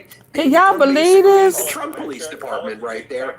Them and ICE and Border Patrol, they go through all of the cities. And the same thing with the FBI in all of the other states. And this way, the Trump police force, the Trump Gestapo, is in 50 states all at the same times, running patrols in a kind of a militarized fashion. And that's what they're doing now, as they're basically, you know, giving these FBI agents and DOJ officials kind of their last and final warning. You want to be a part of this or quit now? What are you going to do? So FBI Director Maxwell is imposing these changes, transforming the FBI into a Trump National Police Force, which they say will be focused on violent crime. Current and former officials tell the MSNBC, and a lot of soon-to-be former officials as well, at the expense, they say, of the FBI's long-standing role protecting U.S. national security from terrorists, hackers, and spies. On a national call Thursday, which we're learning about now, top FBI official Jody Cohen informed the heads of more than 50 FBI field offices that Patel So now he plans wants to equip dismantle FBI agents with FBI. tasers, that all agents are expected to spend time investigating violent crime, and that the Bureau will begin allowing other federal law enforcement agents to join the FBI after an abbreviated training, whether or not they have a college degree, one current and 4 former officials say. What that means to me is that these 18-year-old ICE agents who are getting recruited there with minimum training, they become ICE, and then they're grandfathered in, which isn't the right use of the term grandfather because it happens right away. Then they can become FBI agents right away without even having the skill set to be FBI agents or previously even ICE agents. In addition, the FBI plans to cut around 15% of its workforce, 5,800 more people from a total of around 37,000, the FBI field office leaders were told, according to sources, coming at a time when FBI agents have been ordered to devote time now to immigration enforcement, when dozens have been required to now patrol the streets of Washington, D.C. each night. News of this change is really, really infuriating FBI agents. This is putting the nation in jeopardy. They seem to be making national security threats second, said Rob D'Amico, a retired FBI agent and MSNBC national security and law enforcement contributor. Let's bring in Harry Litman right here. Harry, you are the former top federal prosecutor. Yeah, we heard him earlier. So now he is dismantling the FBI so it can do what he wants to do and regulate it. Wow. And they called his bluff. All hell broke loose for Trump as exports collapse. Melania over there sending him letters and stuff, so he finna pimp out Melania. Oh wow, this is crazy. GOP Congressman sinks with damning troop tariff admission. What? Fox couldn't save him. Putin tells criminal official as if it was useful. Yeah, he pimped him. And now he finna pimp Melania. She's sending him a special letter. Please don't send my pictures out anymore. Hi, welcome in. I make guests smile every This day. is crazy, You get a man. military discount. Thank you for your service. Most of the time, Ukraine's president will meet with President Trump on Now Monday in Ukraine. Washington. It comes days after Trump's summit with Russia's leader in Alaska, and it's the latest effort to try to find a breakthrough in the war in Ukraine. Jen Sullivan shares what So we can expect on Monday. now he got to tell Ukraine, you got to kiss. All eyes will be on the White House Monday as President Donald Trump meets with Ukrainian President Volodymyr Zelenskyy in hopes of finding a path to end Russia's war in Ukraine. Saturday morning, Trump posting this on social media, saying in part, the best way to end the horrific war between Russia and Ukraine is to go directly to a peace agreement. His post coming just hours after Trump held a summit in Anchorage, Alaska with Russian President Vladimir Putin. But no ceasefire or peace deal was struck. No, nothing. Some headway. So there's no deal. Quit lying. There's a deal. Few details were released about the meeting. Both leaders, though, appeared optimistic. I would like to hope that the agreement that we've reached together will help us bring closer that goal and will pave the path towards peace in Ukraine. Missing from the summit was Zelenskyy, who was not invited. The last time Zelenskyy was at the He White played House in your was face. February. The way Putin played in his. Berated him. You don't have the cards right now. So, With us, see, you start having this is what I'm talking about. He didn't have none of this aggression with them hands. Put your hands down. If you didn't raise your hands up with Putin, put your fucking hands down talking to me. That's how you need to talk to him. That's how you need to talk to him. Put your hands down. Back up. Lower your tone. Talk to me humbly the same way you talk to Putin. Hell is wrong with you? Yeah. He gonna mess around and we gonna, in the U.S. gonna need some help or some shit and we ain't gonna have no ally. None. Put your hands down. Zelenskyy, who was not invited. The last time Zelenskyy was at the White House was in February when Trump berated him. You don't have the cards right now. With us, you start having cards. Right now, you don't. You're playing cards. You're playing cards. You're gambling with the lives of millions of people. During that meeting, Zelenskyy Yeah, he was talking to him. want a ceasefire deal, fearing Russia. You don't have the cards right now. He didn't say that to Putin. Lives of millions of people. During that meeting, Zelenskyy said he. I'm serious. You're playing cards. You're playing cards. You're gambling with the lives of millions of people. During that meeting, Zelenskyy said he did not want a ceasefire deal, fearing Russia would not. With his goofy looking self. Can you believe that? You want to bully somebody and scared of the little man. With us, you start having cards. Right now, you don't. You're playing cards. You're playing cards. You're gambling with the lives of millions. You gambling with our lives. Zelenskyy said he. Ugly man. You gambling with ours. Huh? You always caring about other people. Oh, Lord. Now, again, who thought that it was a good idea? These people, what? So he can gamble with our lives. He don't have our best interests at heart at all. Because it's not anything in it for him. He done already milked us. Got us sick. Killed our folk, you know. Before. Cutting this, cutting that. Yeah. But you talk about he is gambling with somebody's lives. But you don't care about ours. But you want the taxpayers to pay for your, $85 million debt to the lady who you couldn't keep your funky, nasty hands out of her cookie jar. Crazy as hell. Right now, you're playing cards. You're playing cards. You're gambling with the lives of millions of people. During that meeting, Zelenskyy said he did not want a ceasefire deal, fearing Russia would not honor it. It's been nearly 3.5 years since Russia launched a full-scale invasion into Ukraine. This map showing the areas now occupied by Russian troops. Ahead of the summit in Alaska, Russia continuing its missile strikes against Ukraine. Many European leaders putting pressure on the U.S., saying they want to see strong security guarantees for Ukraine. I'm Jen Sullivan reporting. Oh my God. President Trump did respond. He says that Fox News polls just can't be trusted. Now, Newsmax, we're conducting our own poll on... Absurd. Let's bring in Peter Baker, MSNBC political analyst and chief White House correspondent for the New York Times, and MSNBC international affairs analyst and former U.S. ambassador to Russia, Michael McFaul.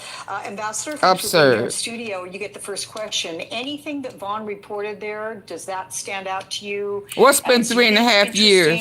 What comes to mind? Well, I think it's a good thing that they're talking about security guarantees. 19. Not talked about with Putin. President Trump for a long time has not talked about that. I think that format of Zelenskyy with the European leaders, I think that's a good one. So it's not just Zelenskyy and Trump. We've known what's happened with that from time to time. So that's good news. But the devil's in the details.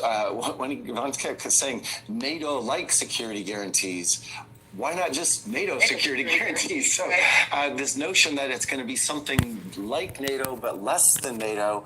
Oh, I'm very low. I'm sorry. Ukrainians, Okay, that would okay. make me nervous. They had one of those, by the way, in 1994. It was called the Budapest Memorandum, and it meant nothing. It didn't stop Putin from invading in 2014. It didn't stop him from launching his full-scale invasion in 2022. So good news, they're talking about something that's a necessary part of a long-term, credible end of this war. But the bad news is that it's something NATO light, when in my view, it should be NATO. To me, that's the way to real credible security guarantee is membership in NATO. So, Peter, you're still there in Alaska. You're wrapping up the reporting. Beyond learning President Zelenskyy is expected in D.C. on Monday, what more have we learned about the actual meeting between Trump and Putin? And anything verifiable or behind the scenes to report from either side? Well, look, what we've learned, especially in the hours this morning, is that the president gave up his demand for a ceasefire. Remember, what we're talking about now, we're talking about security guarantees and so forth, this meeting with Zelenskyy. This is for a broader peace agreement that would be more enduring down the road. But that's not going to happen overnight. That's going to take a long time. You heard President Putin say, I was in the room with him yesterday, he said we have to address the root causes. When President Putin uses the phrase root causes, what he means by that is NATO retreating back to its 1997 border before its expansion. What it means is Kyiv giving up a lot of its military. What it means is Kyiv giving up a lot of its territory. These are not things that are going to happen overnight. What President Trump came into Alaska saying he wanted was an immediate ceasefire to halt the killing right away. He left Alaska not only without that ceasefire, but giving up on it. A complete reversal in just a few hours of time, the kind of which we don't normally see in international diplomacy. And that means that what Vladimir Putin got out of this summit meeting is not only the nice photo op on the red carpet and in the presidential limousine. What he got out of it was essentially a free pass to continue the war for an indefinite amount of time without the severe consequences that Trump said he would impose if there wasn't a ceasefire. Mm-hmm. Ambassador, I want to add, Axios is reporting a difficult phone call post-summit with Zelenskyy. How do you interpret these developments, and are you hearing anything from Ukraine? Well, I think Peter's absolutely right that Putin won the framing of the negotiations and what comes next.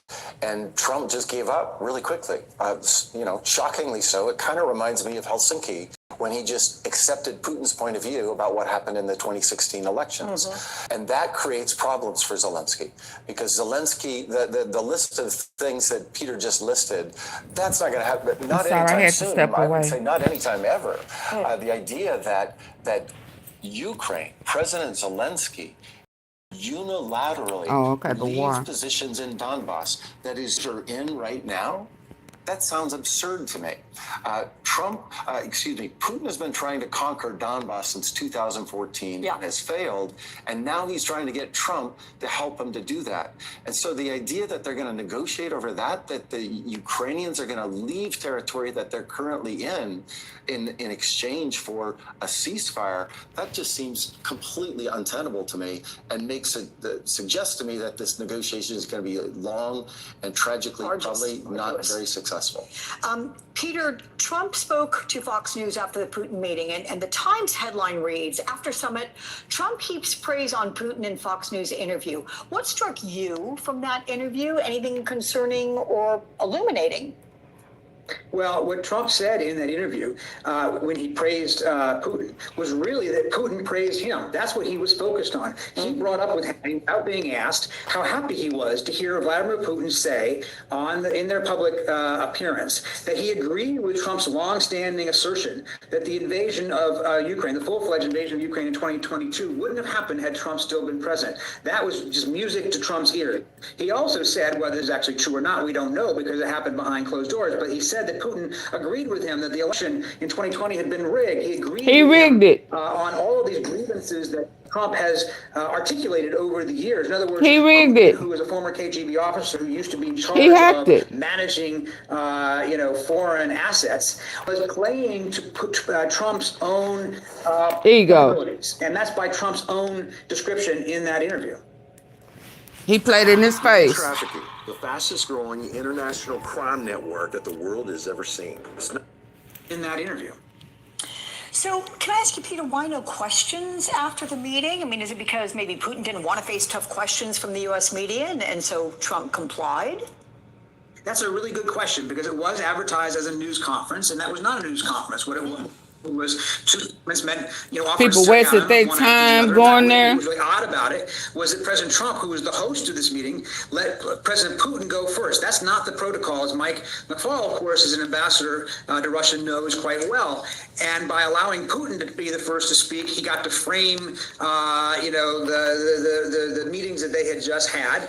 And they took no questions. Now, it wouldn't be surprising if the Russians said they didn't want to take questions, but it was a tell that President Trump didn't take questions, because even if he didn't take questions with Putin at his side, it would normally be the kind of thing he might do where he would talk to the reporters on the plane or talk to reporters separately or whatever. The fact that he didn't, when he usually likes to talk to reporters and success and victory, suggests that perhaps he wasn't comfortable doing that. It's really not clear. The only person he did talk to was Sean Hannity, who of course is supportive of him, and I think that was an interesting moment.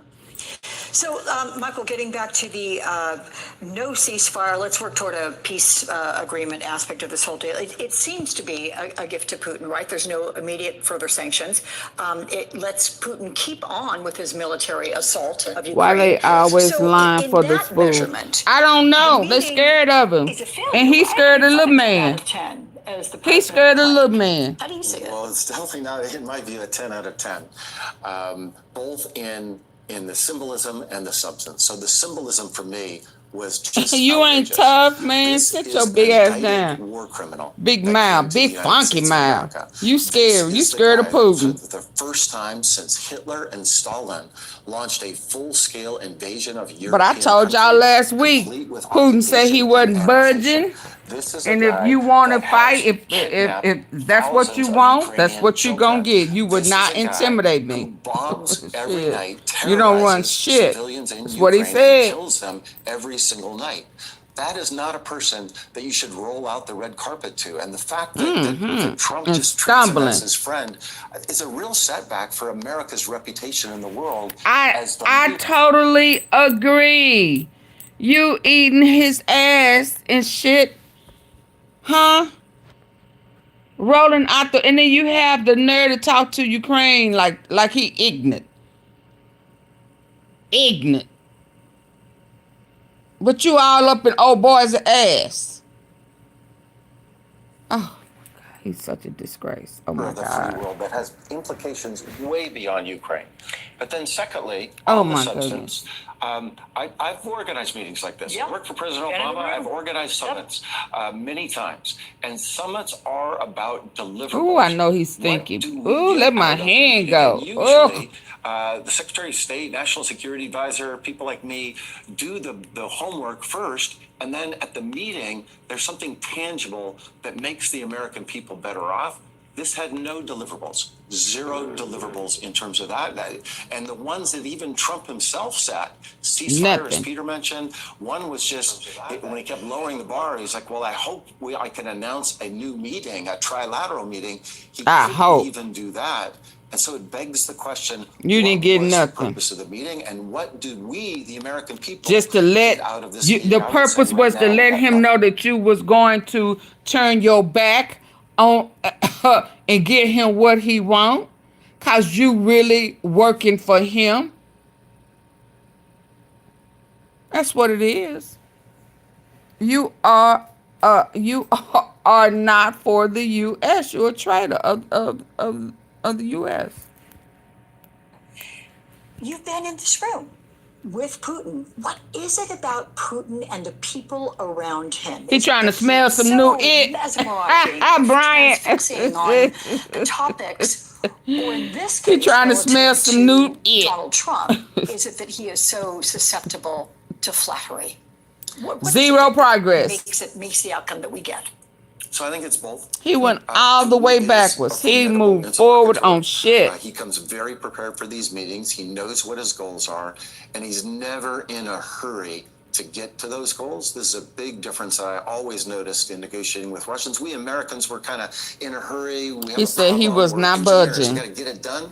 He doesn't think that way. He thinks time is on his side, and by the way, he may be right about that. Yeah. But the second piece is that when I look at the way President Trump thinks about these meetings, he thinks the meeting itself is the end. And so it's a good meeting. It's always a good meeting. It's never a bad meeting. We had a good never meeting, bad. He don't never do nothing wrong.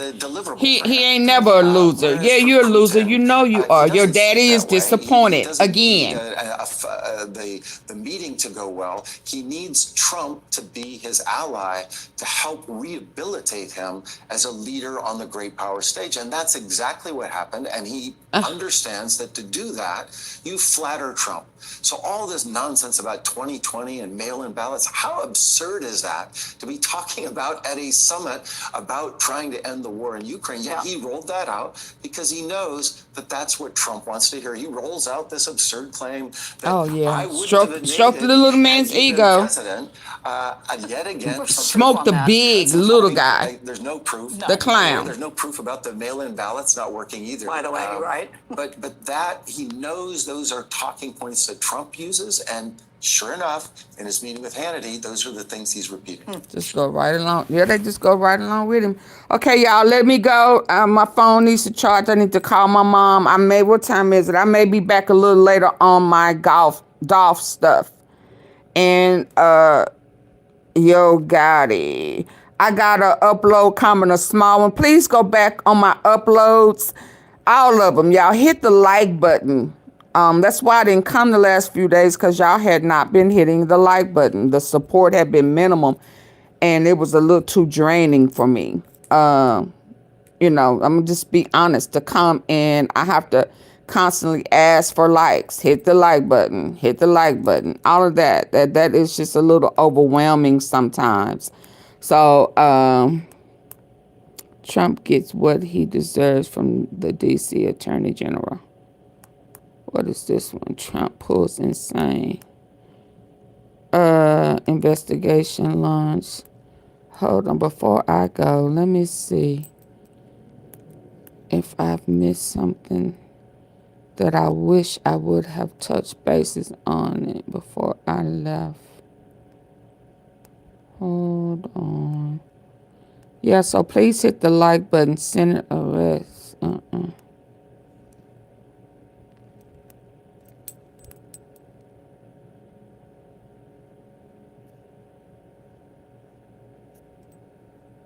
Oh, what is this? Comfy and lifting at 60? I found the perfect bra and have to share it with my fellow senior. I'm joined now by the co-host of Pod Save America and the former communications director for Barack Obama, Dan Pfeiffer. Dan, thanks for joining me. Ryan, how you doing, buddy? I'm doing okay. So we're in a rare position now where Democrats have actually gone on offense. This thing is moving forward. We have the California map redraw is going to be on the ballot on November 4th. So we're down to the wire here. We've got 10 weeks to make the case to voters. And so first and foremost, from a messaging perspective, knowing that Republicans are going to go all in against this thing, how are you thinking about messaging this? I think this is all about base turnout. It's about getting our voters out. This is going to be a very low turnout election. There are some municipal elections, but this is the only thing on the statewide ballot. Oh, okay. Like, this is not about persuading a bunch of swing voters who are already turning out and they're voting on the mayor, the comptroller, and a bunch of other state initiatives. This is just pure, if you care about this, turn out and vote. And so it's really, I think the big thing is it's not about what we say, it's to make sure that people hear and know it's on the ballot. So this is all about grabbing attention over the next 10 weeks. How much of a concern do you think that the quote unquote good government folks, Arnold Schwarzenegger, the League of Women Voters, are going to pose? Kind of, I mean, like, when I think about what they're doing in terms of opposing this move, it's kind of like looking at redistricting and gerrymandering in a vacuum, but we can't look at it in a vacuum because we have to look at it in response to what's happening in Texas, Missouri, Indiana, and Florida. But still, that doesn't seem enough to move these people who are only kind of looking at it with blinders on and recognizing what's happening in California. And so how much of an issue do you think that's going to pose? I'm not sure it's going to be a gigantic issue because I find it hard to imagine that those people are going to be able to get people to turn out and vote explicitly just to vote against this. Now, there might be Republicans in the state who are going to turn out and vote for the same reason the Democrats will turn out and vote, which is you care about the outcome and the impact on the national House races. But I'm skeptical that people are going to be like, well, I just, I don't like Trump, I don't like happening in Texas, but I'm so upset about the norm breaking that I'm going to turn out and vote in this election that for only this purpose. So I think this, John Favreau and I talked about this in Pod Save America last week, I think this actually models not like a typical ballot initiative in California, but like the abortion constitutional amendment in Ohio and Kentucky and elsewhere that we looked at, where it's the only thing on the ballot. It's the only reason people turn out. And my belief is if we can inform enough people about it, that our side will be much more fired up to do this. How are you thinking about money here? And I ask for two reasons. One, the Republicans are going to look at this and say, all we have to do is defeat this thing in California. We don't have to spend money across the entire country. We just have to beat it in California, and they lose their most potent tool to be able to fight back against this gerrymandering effort. So all of the nation's money on the Republican side can go into the California race. But then on the Democratic side,